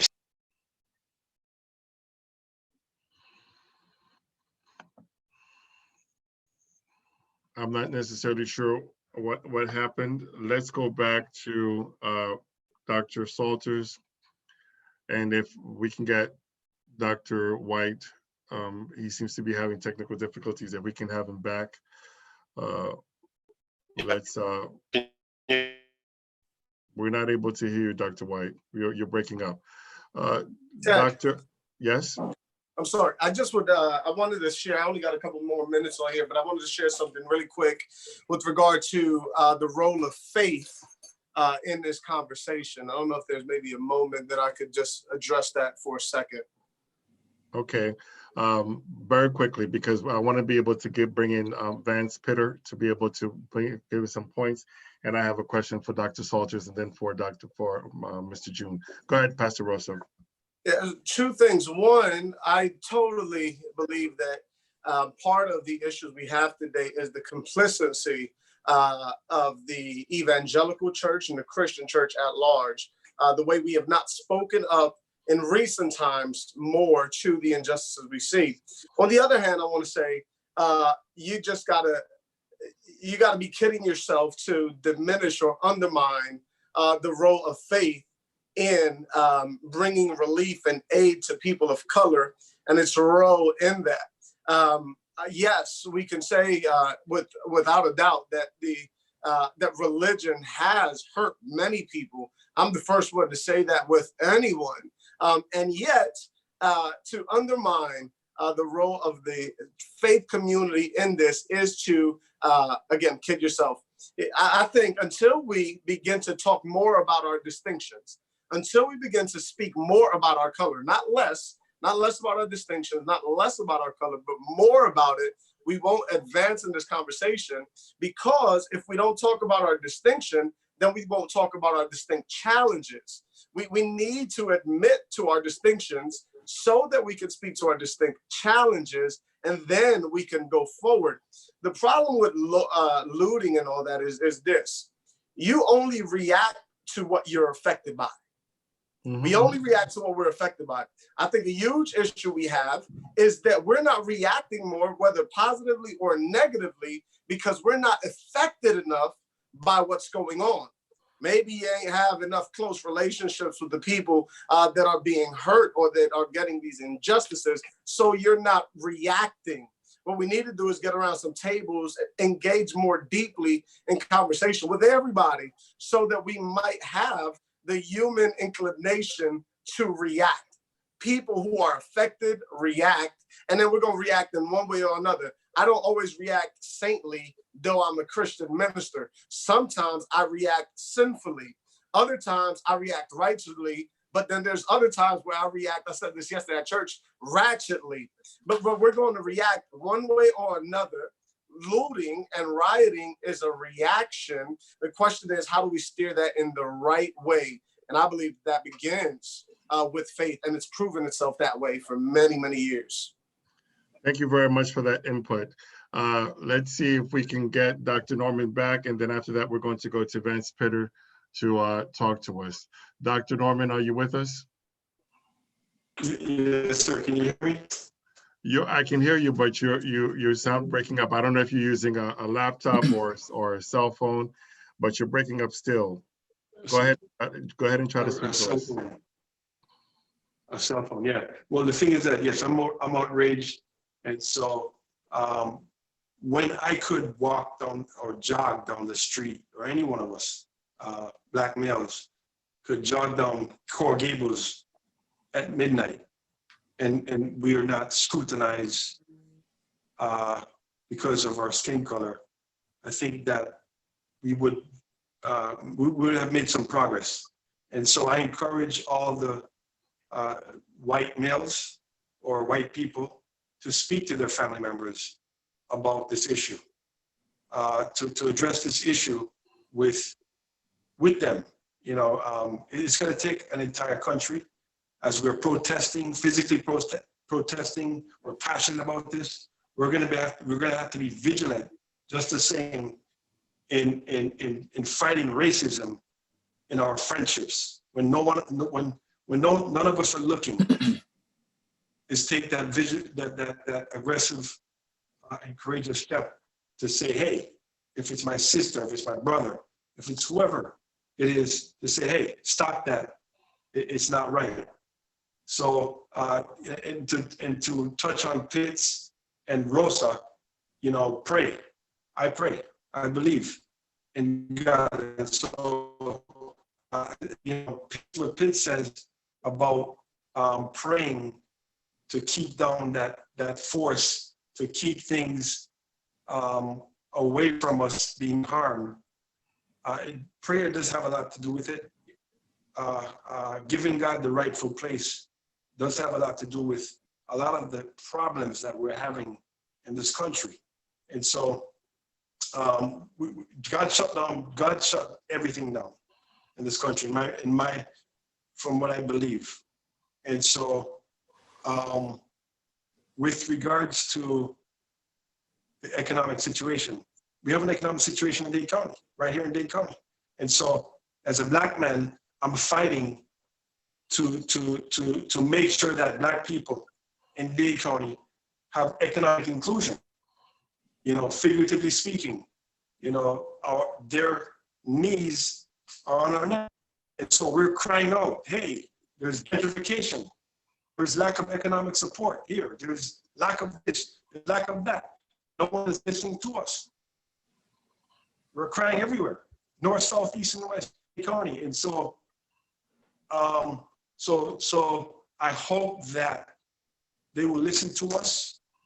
So basically, we're crying for justice also, but I'm also taking advantage of also crying for the economic situation, because the police do pick on people in the lower economic status. They do.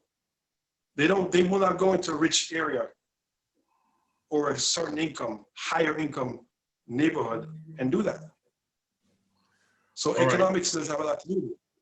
Thank you very much, Dr. White. I see, Dr. Salters, you have your hands up, and I don't know if you have to go or you just wanted to have some input, because I wanted to be able to, okay, I wanted to be able to give Mr. Pitter a chance to weigh in on this conversation as a late arrival. Once he's done answering his question, Dr. Salters, I want to be able to hear your thoughts. Mr. Pitter, you are like me. We have not had the privilege of meeting yet. We are international folks. We are children of Africa. We are Black men in America. We're from the Caribbean. Based on the current situation, oops, I didn't follow my own rule to silence my phone. Based on the current situation, the current climate, the movement in the United States and all over the world, do you believe we have a right to be angry, Mr. Pitter, Mr. Vance Pitter? Do you believe we have the right to be angry? Please unmute your microphone. Unmute your microphone. Your microphone is still muted. You have to unmute your microphone either on the phone or on your computer. Are you on your cell phone? Yes, you have to unmute it. You have to unmute your All right, there you go. Sorry. There you go. All right. Well, I would say it like this. For those who are resistant of change, there will always be a narrative or rationale for their course of action. And writing, for me, writing is difficult because I recall the 68 elections where there was riots in Miami. And those who are resistant of this change, necessary change, they decided to use it as a political wedge issue. They call upon what they call the silent majority at the time. And as a consequence, Nixon was ushered in as president. The issue behind that is this. You will always have people that infiltrate these groups, and I do call them infiltrators, that will create environment where those who are on the fence will tend to be skittish about joining this resistance to the status quo. And the way I look upon it is that you kind of have to proceed with a level of caution with this. I'm not necessarily for rioting at this point, but I understand that it is the natural thing that happens in this country. There's always been an issue from the Boston Tea Party, you name it. There's been numerous instances in this country's history where protest has led to violence or looting or rioting. Is it a justification? No. But I'm telling you, there's something that motivates that, something genuine.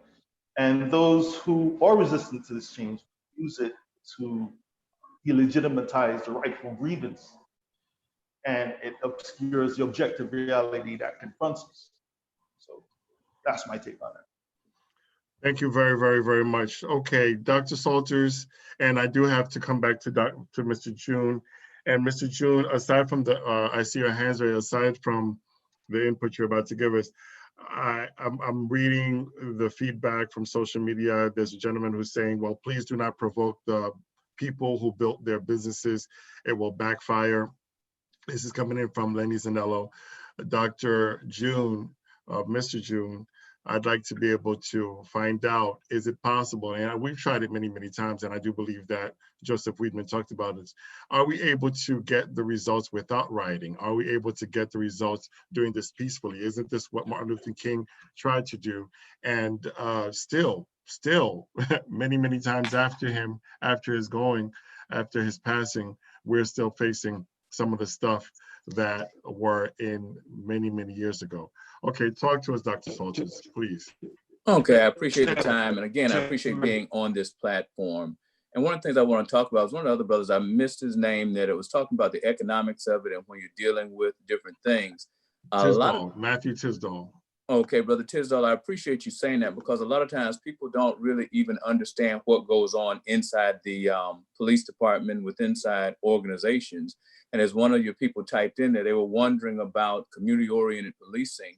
But when you're actually looking at it inside the police department, a lot of people don't understand is that representation matters.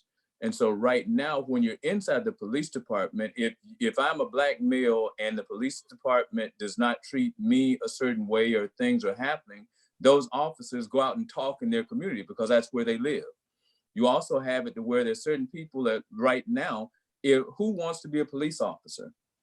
So we have to also understand, who is it that we are recruiting to be police officers? Some individuals text me and they put on social media, did you see where gang members and the white supremacists were trying to get into law enforcement? Okay, if they're trying to get in, that must mean they see a value for being in. So what about in our neighborhoods?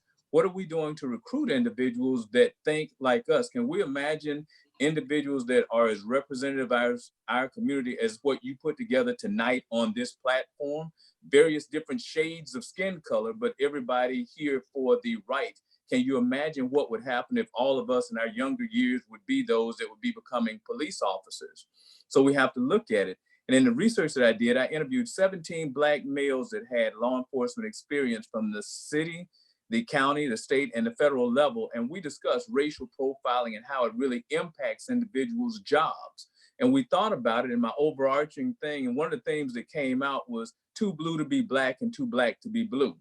Because if you're Black in law enforcement, sometimes they look at you as you're too engaged with the community and can't really be a cop.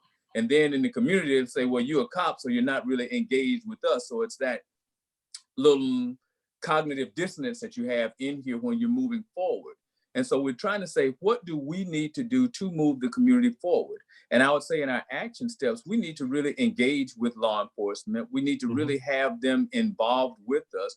We need to take advantage of getting to know them. We need to take advantage of our vote, because in many of these positions, your city councils determine who your police chief is. Your police chiefs determine who gets promoted and where they get promoted. Your sheriffs are all elected. Those are all elected officials. And as everybody else on here knows, if you're not registered to vote, you can't sit on the jury, whether it's the grand jury or the other juries. And you need to have people that come from your lived experiences to be able to have that voice. And this is the thing that we're looking for. This is why we really appreciate the Broward Social Network, is because you are giving us a voice, and it is very impartial to what we're having. So therefore we can have an open dialogue, and our values are there, because many times, as many of us that are on this call see, is that sometimes it's not the outcome that we're really concerned with, is how did they make us feel during the encounter?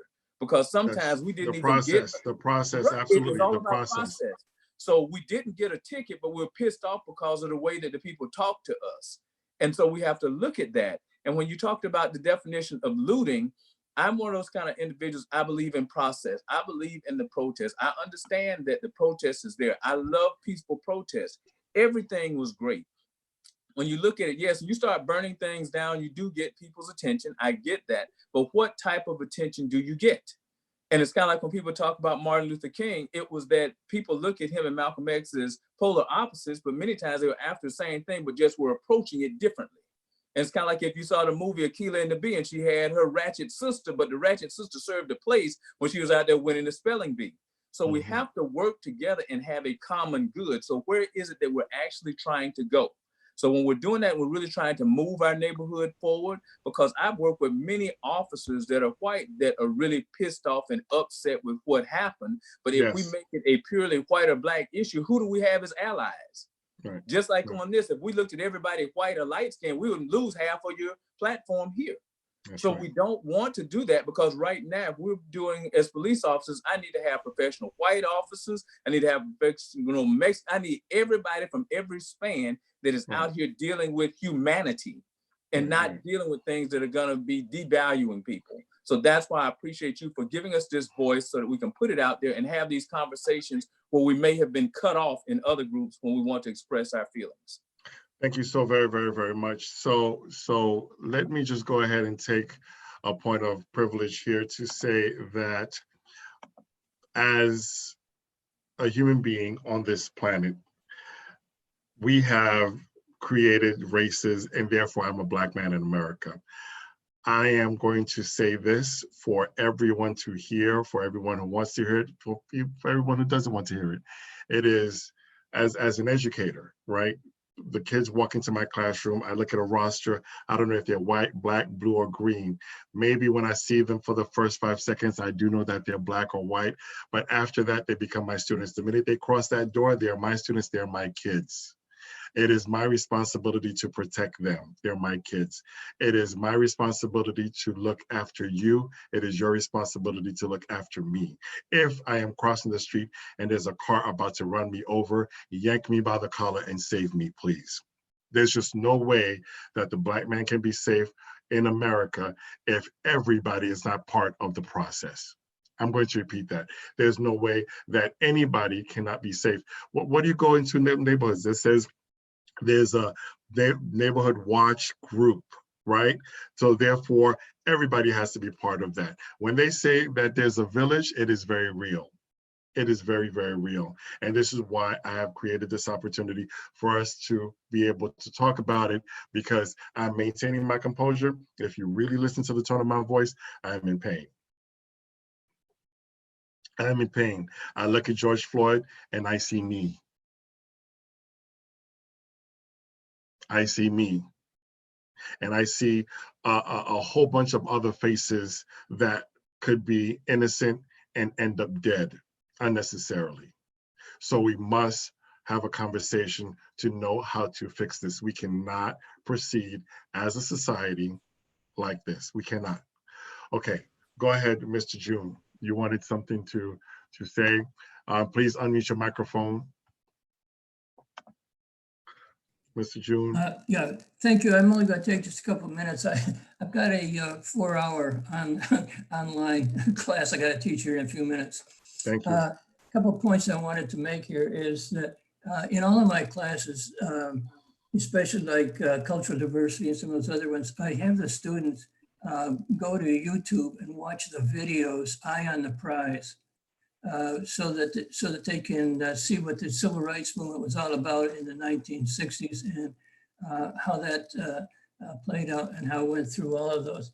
And another comment that I want to make is that I have seen since 2016 or January 20th, 2017, I have seen continuous or I should say racial remarks coming out of the swamp, if you will, in Washington. And I think that that's a very, very poor example of leadership when people, especially in those positions, advocate some of the things that has been said over this period of time. And then, because I think that's a very, very poor example. And then the last thing I wanted to say for just a quick second here is that we also have to take in consideration, and I started to talk about it earlier, but we also have to take in consideration that, I don't know if it's the training or what, but I've noted that as police officers approach a car or whatever, especially if it has Black occupants, that they are actually also fearful. They are fearful of what's going to happen because they rely on the stereotypes that I was referring to earlier. So therefore, I believe that they overcompensate to show that they are not afraid. I see you. I see you. I hear you. So they have to kind of overreact in order to probably survive what they perceive to be a threat? That's, yeah, basically I believe they do that to show that they're in control, that they are the authority, that no one can tell them what to do. I'm very pro-police, believe me or not, because I have been all of my, but I'm also the police officer that wore a peace sign on my uniform, and I also had Daisy decals on the hubcaps of my Volkswagen. So that may tell you a little bit of where I come from. But the point is, though, that I think that officers, because they are fed the fact that every instance is a dangerous situation, that they do overact. And when they say, I was afraid for my life, I think that they're either lying or that they are in the wrong business. Because if they are afraid for their life, they wouldn't be in the business, or they shouldn't be in the business. But that's why they overcompensate. And I think that has to do with one of the reasons why the officer kept his knee on the man in Minnesota, is that he was overcompensating, trying to show his masculinity, and that he was in control. Wow, Mr. June, I thank you so much for your contribution, your presence, your, I honestly, I look at you and I see hope, because there was a time that someone who looks like you would not be having these conversations. And the fact that you are here with us in belief in solidarity, in belief in world peace, community peace, I applaud you very much. But more people of yourself and more people of us, we will definitely have a more peaceful society, because something is happening in the minds of the people who are doing this when they're growing up. Something is happening in their minds, because fear is a learned behavior. Fear is a learned behavior. Nobody's born a racist. Nobody's born with a fear of a Black man. So some narrative is telling them that Black men are a threat and therefore they ought to be killed. And we cannot do that. We have to do some psychological rewiring of the community so that we can live in peace. The subliminal messages in television, the subliminal messages in music has to be carefully crafted so that a segment of the population cannot be seen as a problem.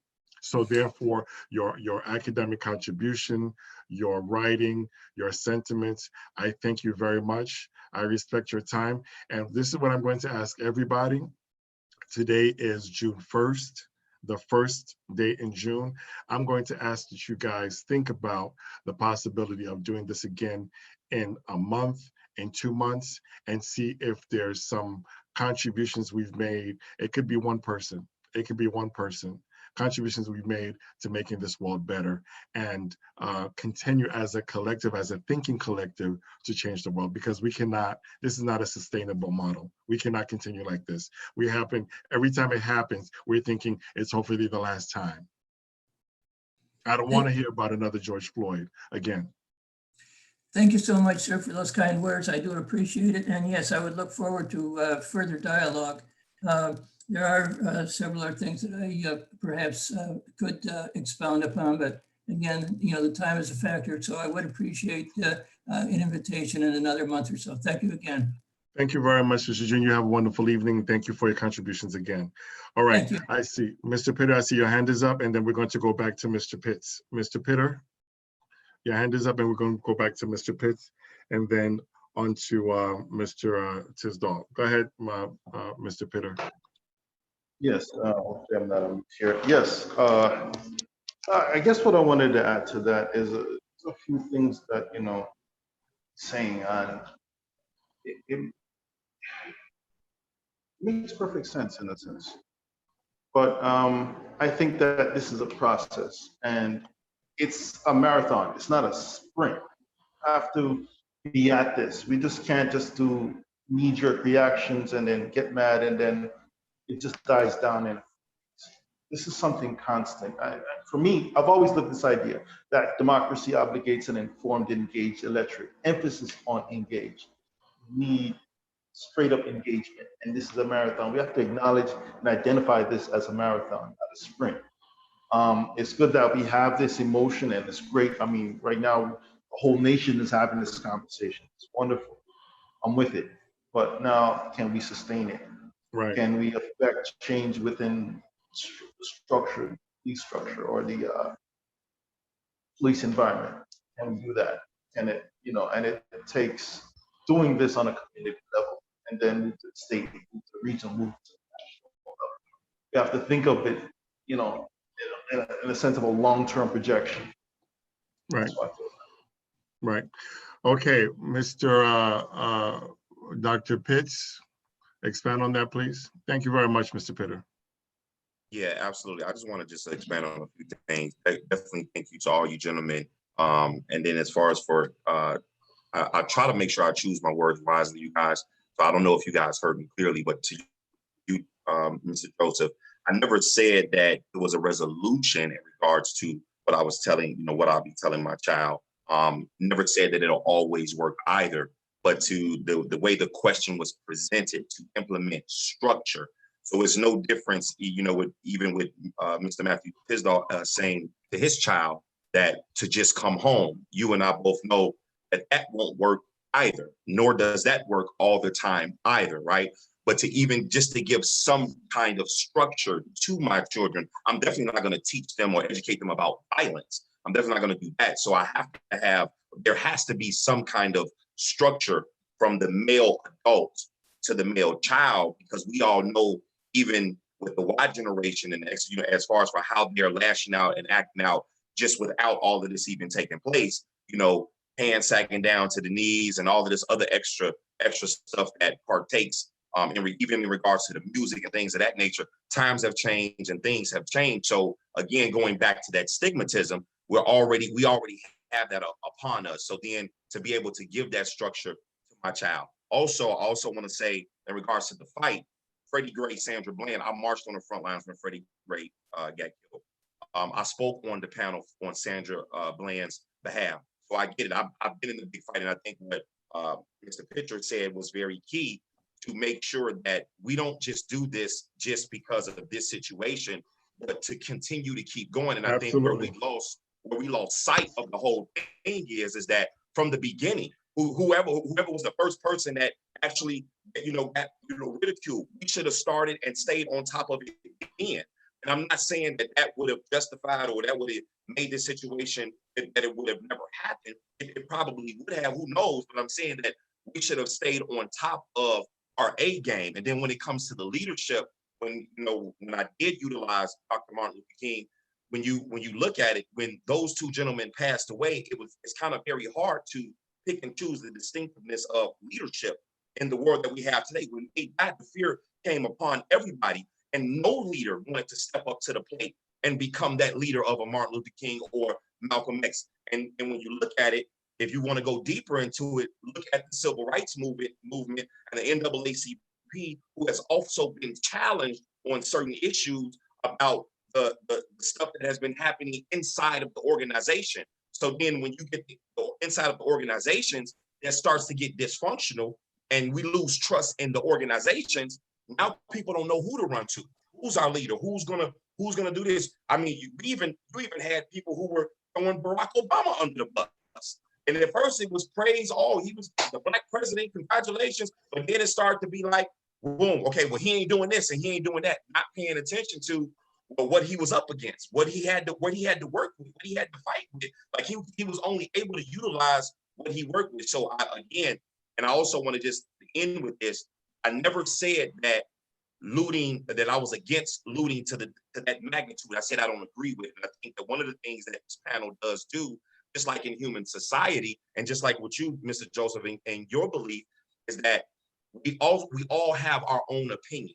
And one of the things that I love about a great debate is that we all come to a conclusion to where in some situations and some concerns, we may agree to disagree. It doesn't mean that you don't need to be fighting the fight or you're a bad person or anything like this.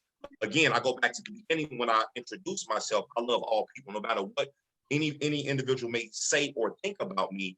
My job is to love. That's all I want is, yes, justice shall be served. It should be served. And my prayer, right? Because I have a belief, just like Joseph, you have a belief. My belief is that, yes, that God will make sure that this particular situation is handled the way it should be. And that's just what I want to end with. So again, thank you, gentlemen. I appreciate it. Gentlemen, we are approaching 7:30 and I'm going to close it off at 7:30. We have 7:18. What I'm going to ask you to do, for those of us who are still here, I'm going to ask you guys to give us closing remarks, but I'm going to, I'm a teacher and I'm going to boldly give you guys homework. The homework, the assignment for every single one of you, for everyone who's listening, for everyone who is present and absent, the homework is to survive. The homework is to survive. The homework is because I don't believe that there is such a thing as an accident. I do believe that there's a divine reason that you are here. There's a reason why the architect has put you here. I believe everyone has purpose. And I do believe that it's our job to find what that purpose is. And if you're no longer here, the gifts that were given to you, we will lose out on that in the world. So your job is to survive. And we have had some challenges, and we unfortunately will have some challenges. We unfortunately will have some challenges in the future. However, I do not want any other Black man, or really anyone, to die unnecessarily from the police. I don't want anybody to die unnecessarily from the police. If there is something, they're telling you what they have the gun, they're telling you to put your hands up, they're telling you to stop, comply at the time and survive. Comply at the time and survive. You're not going to win when the other person has a gun. You're not. Even though the George Floyd case is not this, okay? He was handcuffed. Once you're handcuffed, there's really not much you can do. And still, I found out today that it's actually in the manual in Minneapolis, part of their training, to put a knee on the neck. That came out on CNN. It came out on CNN. You can pull it up. Look up training, police training in Minneapolis. It's part of the training to put the foot on the neck. And if I am mistaken, I apologize in advance, but I heard that on the news. We cannot develop a relationship with the community if that's part of your training. So, Ted, go ahead. I wanted to kind of bring something up. Why? Because obviously it's my area that I've been doing now for over a decade. We discussed other alternative options, and one that some communities around the country have been doing with fairly decent results is private security. The difference between private security and law enforcement, while there might be obviously a training difference that's easily fixable, the responsibility and the liability with a private security officer versus a police officer, private security essentially is held just as any other civilian is. And the problem is a lot of those police officers know that when they're in uniform doing their job, they have protections. They know that. They're fully aware of that. And they take advantage of that 100%. And I don't know if Mr. Gregory would disagree with that, But I believe that that's a huge factor in this. There's a culture problem within the police department. Okay, and God, and again, whether we go to religion, whatever route you want to take, I mean, if rioting isn't the way we're going to get it done, right, and marching and talking isn't the way we're going to get it done, then we as a people need to figure out how it's going to actually get done. And that means that it requires some type of pressure on the forces that be.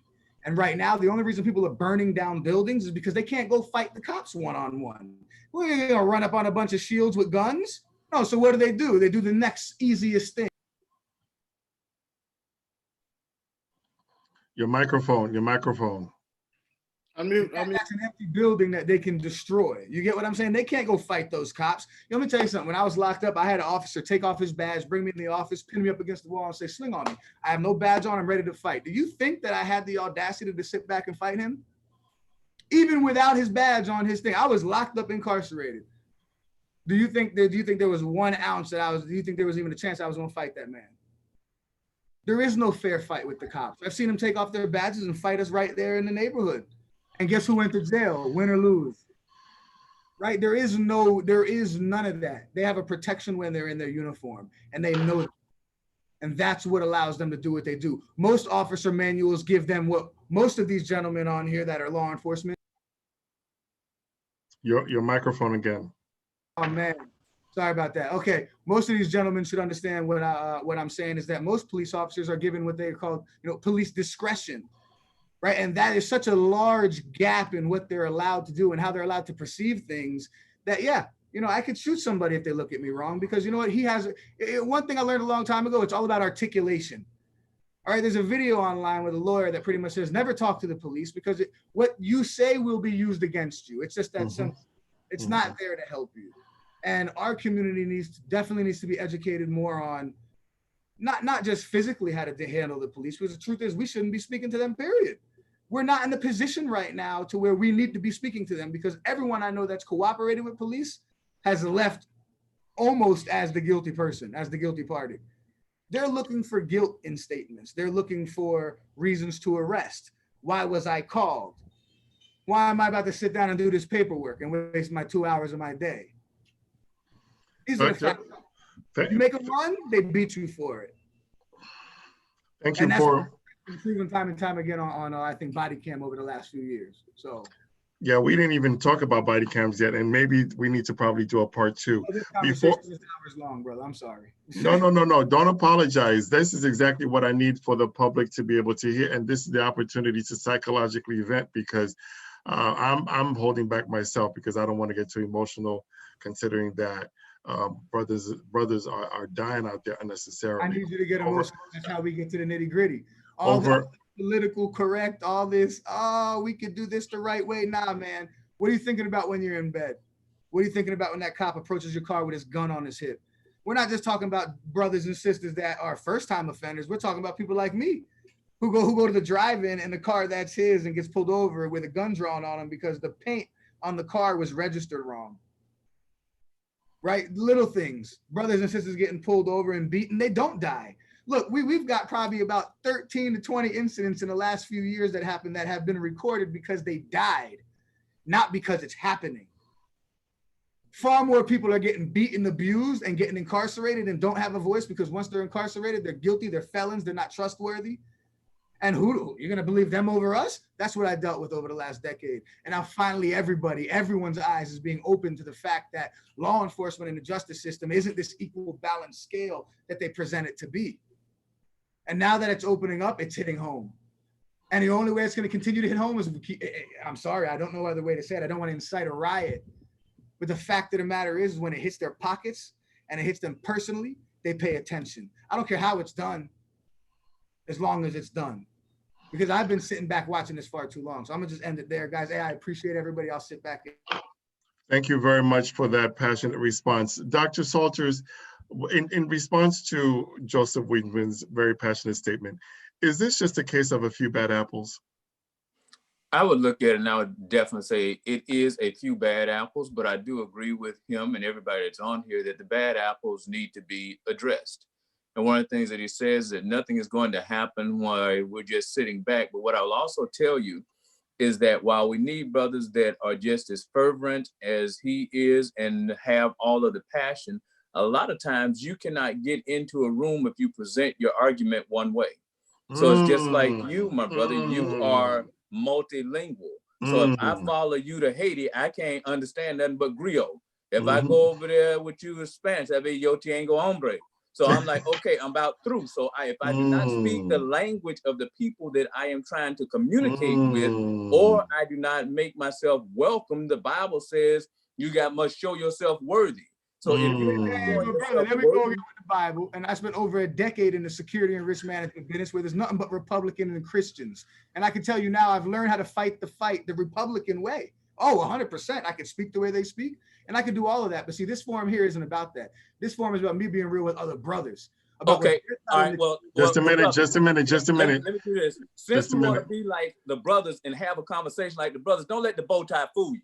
Because now when you're actually talking about it and you're talking about the Bible, I use the biblical reference. And when you talk about Republicans are talking about money. And if you go back in the money, they say, did you get the earnings that I promised you? That was money in Republican talk. Am I right? Am I wrong? And over time, the Republican Party used to be the party of black folk, and there was a Democrats there with others. So they changed names. So they just changed names and kept moving. So we can talk about and situate anything you want.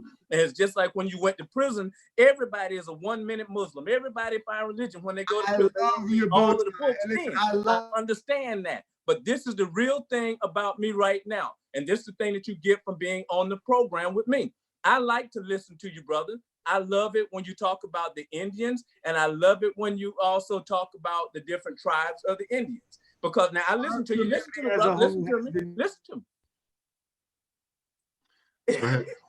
But listen to me now, because this is the thing, just like you talk about with the Republicans, this is the thing that we must have the knowledge and we must have it, because there may be things that you can give me, and because of the way society is, they may not value what you say because of your criminal record, and they will devalue it. But what we do is you partner here with the Broward Social Network. I hear what you're saying. They might listen to me because I have a doctorate, but I can deliver your message and we get to where we want to get. But that's the whole thing. Just like on a football team, everybody cannot be the quarterback. So you got it where everybody trying to be the quarterback. We need to figure out what role each of us plays on this team, because everybody on this wants to move our society forward. And we're all concerned about the black male. So there is no one solution. And that's the thing that I deal with the hashtag. My hashtag is success is options. And by the Broward Social Network being here, we now have the option of connecting with each of us and connecting with each of our various organizations to move this conversation forward. That's why I tell you, brother, you use the option that you have. I like your bow tie. I like your bow tie. I do. Okay, first and foremost, I want to let that. I appreciate it, man. Because it ain't how you look that's got me talking the way I'm talking, right? I want to be straight with that, right? I like the bow tie. However, I want to be, and your doctorate, I'm not too far from it either. I'm working on it. So trust me when I tell you, my background has nothing to do with who I am as a decade later, right? It's the experience. And for a decade, correct. Later, I like experience. Progression. I've been watching the progression in the fight. I've been watching the progression in the argument. I've been on both sides of this fight now, in the sense. So, like I said, bro, 10 years I've been doing security and risk management. For the last 10 years, I've dealt with drunks, under the influence, domestics. You talk about it, you name it. I've dealt with it, both in my community and in the white community, right? This has absolutely nothing to do with me looking at you in a bow tie. That's just like something I always say. That was your initial statement, and I feel like that one hit home, right? So I appreciate everything you're doing. For me, and just a larger issue within our community, is that we continue to look at the church. And there's nothing wrong with that. But the fact of the matter is, we've been looking at the church for hundreds of years, bro. Listen, it was introduced to us from these people, and it's not going to change nothing, all right? We could pray to God. That ain't never changed my situation. Action changed my situation. After a decade, I may be the convicted felon I presented myself to be, but I'm also a fairly successful security and risk management professional. Yeah. I built a very good brand reputation, and I'm very educated. So don't ever have honors on top of that. Honors in security and risk management, information security, industrial espionage, we can go on. So my education is far beyond just law and how it's applied to security and violence and things of that nature. Yeah, he's got you doing it now, right? He's got you now. One at a time, one at a time.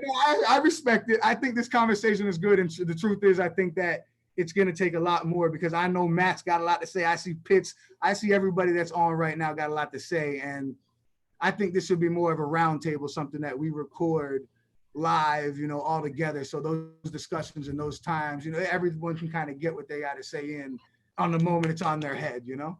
This is a great conversation. I love it, guys. I just want to chime in. I want to chime in a little bit because I'm actually like 32 minutes late to my other calls I'm supposed to be on. Oh my God. Thank you so much. I appreciate that. Here's the thing, right? And Joe, you know you're my dude, but like everything that you're saying is biblical, right? So one of the things that that people have to do is study to show themselves approved, right? And apples and tart is a really good way, as Chris Rock again say. Y'all need to watch that. I think it's Tambourine. It's a really good way to describe a cop killer, like tart. You know, it's just a couple people across the entire United States for which one segment of the population gets an outcome when they're interacting with that profession, and someone else, you know, who's Black gets a whole nother entirely different outcome from the same profession. I think that's an issue. And then when you look at the institution itself, it's a major issue in church. Without having properly studied, is a major hindrance to the progression. I'm a church organist. I'm there every Sunday. And what I mean by that is everything gets introduced to the church. Subprime mortgages, that was introduced in the church. That's where it started. We wanted to go and find worthy borrowers. Where are we going? We're going to the church. Just period. That's just what it is. So we have to really put together a Black agenda that puts together all of our professionals, whether they are Muslim, whether they are Christian, atheist, whatever it is. Because when that cop pulls you over, I don't care if you got a Bible sitting right there on the dashboard. It doesn't matter if you're Black. That doesn't matter. But we have to put together all of the, not just intellectuals, whether it's blue collar, white collar, the engineers, the attorneys, the doctors, the lawyers, and come up with what that Black agenda needs to look like. The same thing with these organizers. I've done organizing for years. There are people out there passing out. There's no water. Some people are going to jail. We don't know who's allowed to go to jail. Are the attorneys there? Is the bail money there? You know, there's a wide gamut of things that we really have to that we just really have to consider. I don't think that we're doing that effectively, and we do that, as Joseph said, when everyone is around the table. And I think that's the only way we come up with a solution, because we've got to figure out, okay, what elected officials are working for us and which ones are not. You know, the Minnesota police officer, well, he was an officer, but he's the chief. He's had to sue them for unfair treatment as well. So this is not just a bad Apple problem. This is an institutional systemic problem that has its way with has its way with marginalized communities and people. And it doesn't matter the economics, the social status, the education. It's just what it is. Okay, so what I'd like to do, and I thank you so much for that input, and I out of respect for your time, some of you guys have other commitments. My children did ask me yesterday, because I did march before. I remember marching. I see Karen Andre is in the room. Thank you very much for tuning in, Karen Andre. I remember marching in, walking across the Brooklyn Bridge when it wasn't a pandemic at the time, but for some reason there was some sort of notion that Haitians were the reasons for having AIDS in the United States and so forth, and the name of the organization is history right now, Red Cross, was not necessarily accepting blood from people of African descent. So I understand the passion of protesting and marching. However, what I would like to do, and maybe I'm biased because I'm an academic, I do understand the emotional response. What I would like to do in order to respond to the comment about institutional racism is to get a seat at the table. Get a seat at the table, the power of the pen. And if we're at the table and we have access to the decision makers I do believe that we can change the institutions from within. The marching, I'm not necessarily sure is going to have long-term responses, or maybe we can do both. We can have somebody out on the streets doing the marching, and then we can have folks playing by the rules and getting a seat at the table to be able to just change the organization from within, because I just think that marching is just a temporary knee-jerk response to the killing of brothers in America and everybody all over the world. And even though we're talking about the Black man, but what I'm happy to see, without me even inviting you guys to this conversation, is that white people are talking about stopping this. Hispanic people are talking about stopping this. I've seen a video where a white man said to another white man, Black Lives Matter. Yes, Black Lives Matter. Of course, Black Lives Matter. Why? Because all lives matter. All lives matter. No one is valued above another, and we must change that. There's just no way that you, your children, myself should be able to walk out, go into Walmart or to Target or down the street and be afraid when we see a police officer. It should stop. And if we have to talk about better training, if we have to talk about what Dr. Salters talked about, bringing people like you and I into the police force so that we can have a wider lens of the community, then we got to do that. We got to do that. We got to do that. I'm going to give you guys a minute to give closing remarks. And yes, I really, I don't have a trophy or a hug or a money or something to give you, to just give you the thanks. Go ahead, Matthew Tisdall, closing remarks, please. All right, so anytime the United States goes anywhere or has an issue or something's going on, there are two things that they do. The first thing is that there are some economic sanctions, and followed by those economic sanctions are war. When Haiti was liberated, they didn't do any change from the inside out. They took over, and they asked really politely for the French to just let us have Haiti, and you go that way, we'll go this way. It's just not the way human nature works. It's unfortunate. Is that a plausible solution for us here in the United States? No. Otherwise, we probably would have been free before Haiti. But doing nothing is definitely not an option. It's something that we have to definitely attack on all ends. But we have to attack it understanding that some of this stuff is very subtle. I mean, I've got stories I read a lot. The folks in Michigan, they went up there with guns, ARs, AKs, shotguns, and there was no insurrection act that was deployed. There was no call for the National Guard. We're at the 100-year mark, I believe, of Black Wall Street. Over what? Over a rumor? They just destroyed the whole town. So some of the stuff we just have to sort of put in context and understand that that there's some institutional things that we must do, but there is a necessary agitation that has to occur before anything is done in the right direction. So got to get on this other call, folks. It was a pleasure. I'm on Facebook, all that stuff. Matthew Tisdall. I'm a candidate for state rep, but I'm here in my capacity just as a Black man, like everybody else. And thank you for having me. Thank you very much, Matthew. Thank you very much. And we'll come back on this platform to talk about your candidacy and your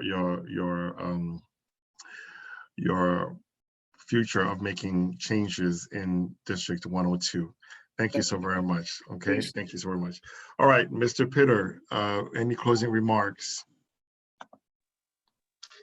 Yes, actually. For me, it's multiple issues at play here. And we have to target them, and we have to address them, we have to identify them. I think that there are issues within the community and there are external forces that kind of hinder us. Things that we do to ourselves and things that others do to us. One of the things that always bothered me also is the music. I'm a hip hop head, grew up the way it was, and in the 90s had a message, had something behind it. But now it's all about commercialization. It's about, it turned into something that turned us into consumers. We start, and it affects the young kids. It affects the younger generation multiple ways, in subtle ways. There's a certain subtleness to it. For me, the second thing is we have to address police culture. I don't think it's two bad apples, it's the culture itself. My uncle being a police superintendent back in Jamaica, he also identified issues that was within the system that made him eventually very unpopular. Yeah, we just can't deny that and narrow it down to a few bad apples. This is bigger than that, and it's evidenced by what's going on right now. Yeah, we need a seat at the table, but I'm not necessarily in favor for begging for a seat at the table. We need to assert ourselves at the table.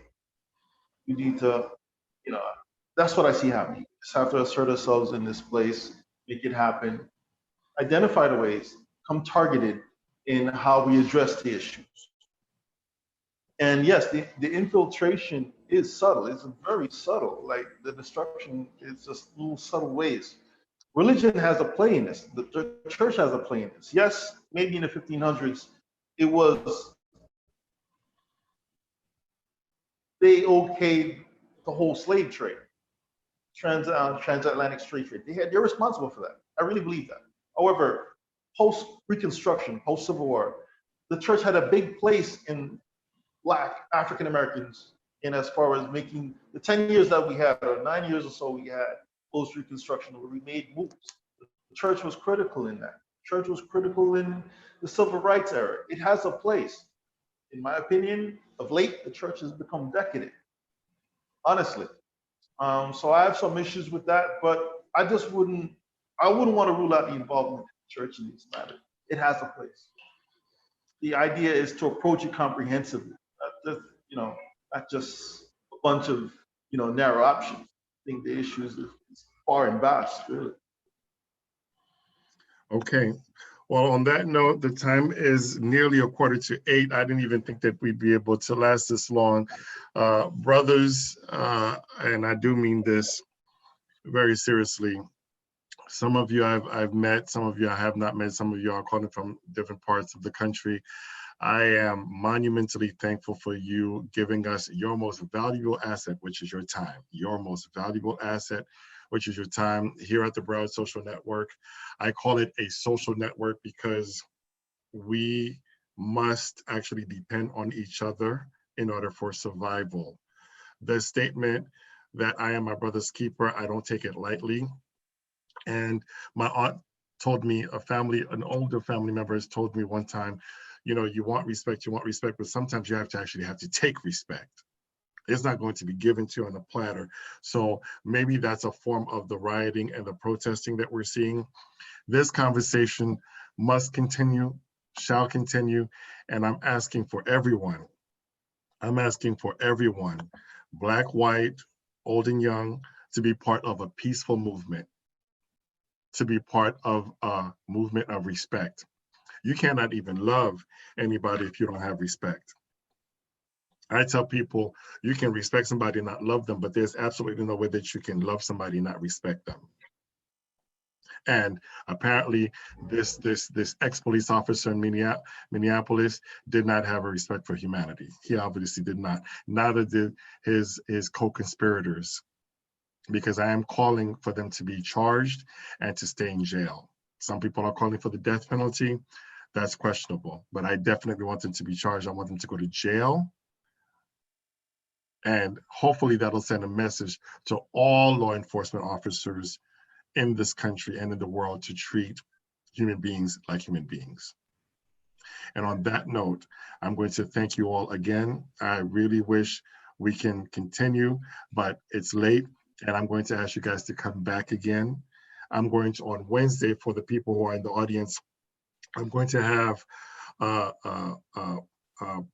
Black woman's response to Minneapolis. So today's a Black man's response to Minneapolis, but on Wednesday, I want to talk about a Black woman's response to Minneapolis, and I invite you to join this conversation.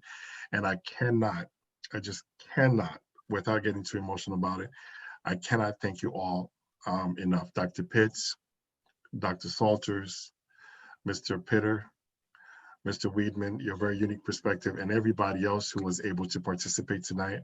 I cannot thank you enough, because it is the only way for us to move to the next level of peace and respect is by having a conversation. We must understand what's happening in order to overcome it.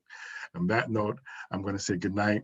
God bless, much love, with a Wakanda cross and the sign. Thank you so much to everybody. And please send me a text message and give me some feedback as to how we can do this bigger and better next time. God bless. All right, brother. Thank you. Good night, brother. Good night, good night, good night, good night, good night.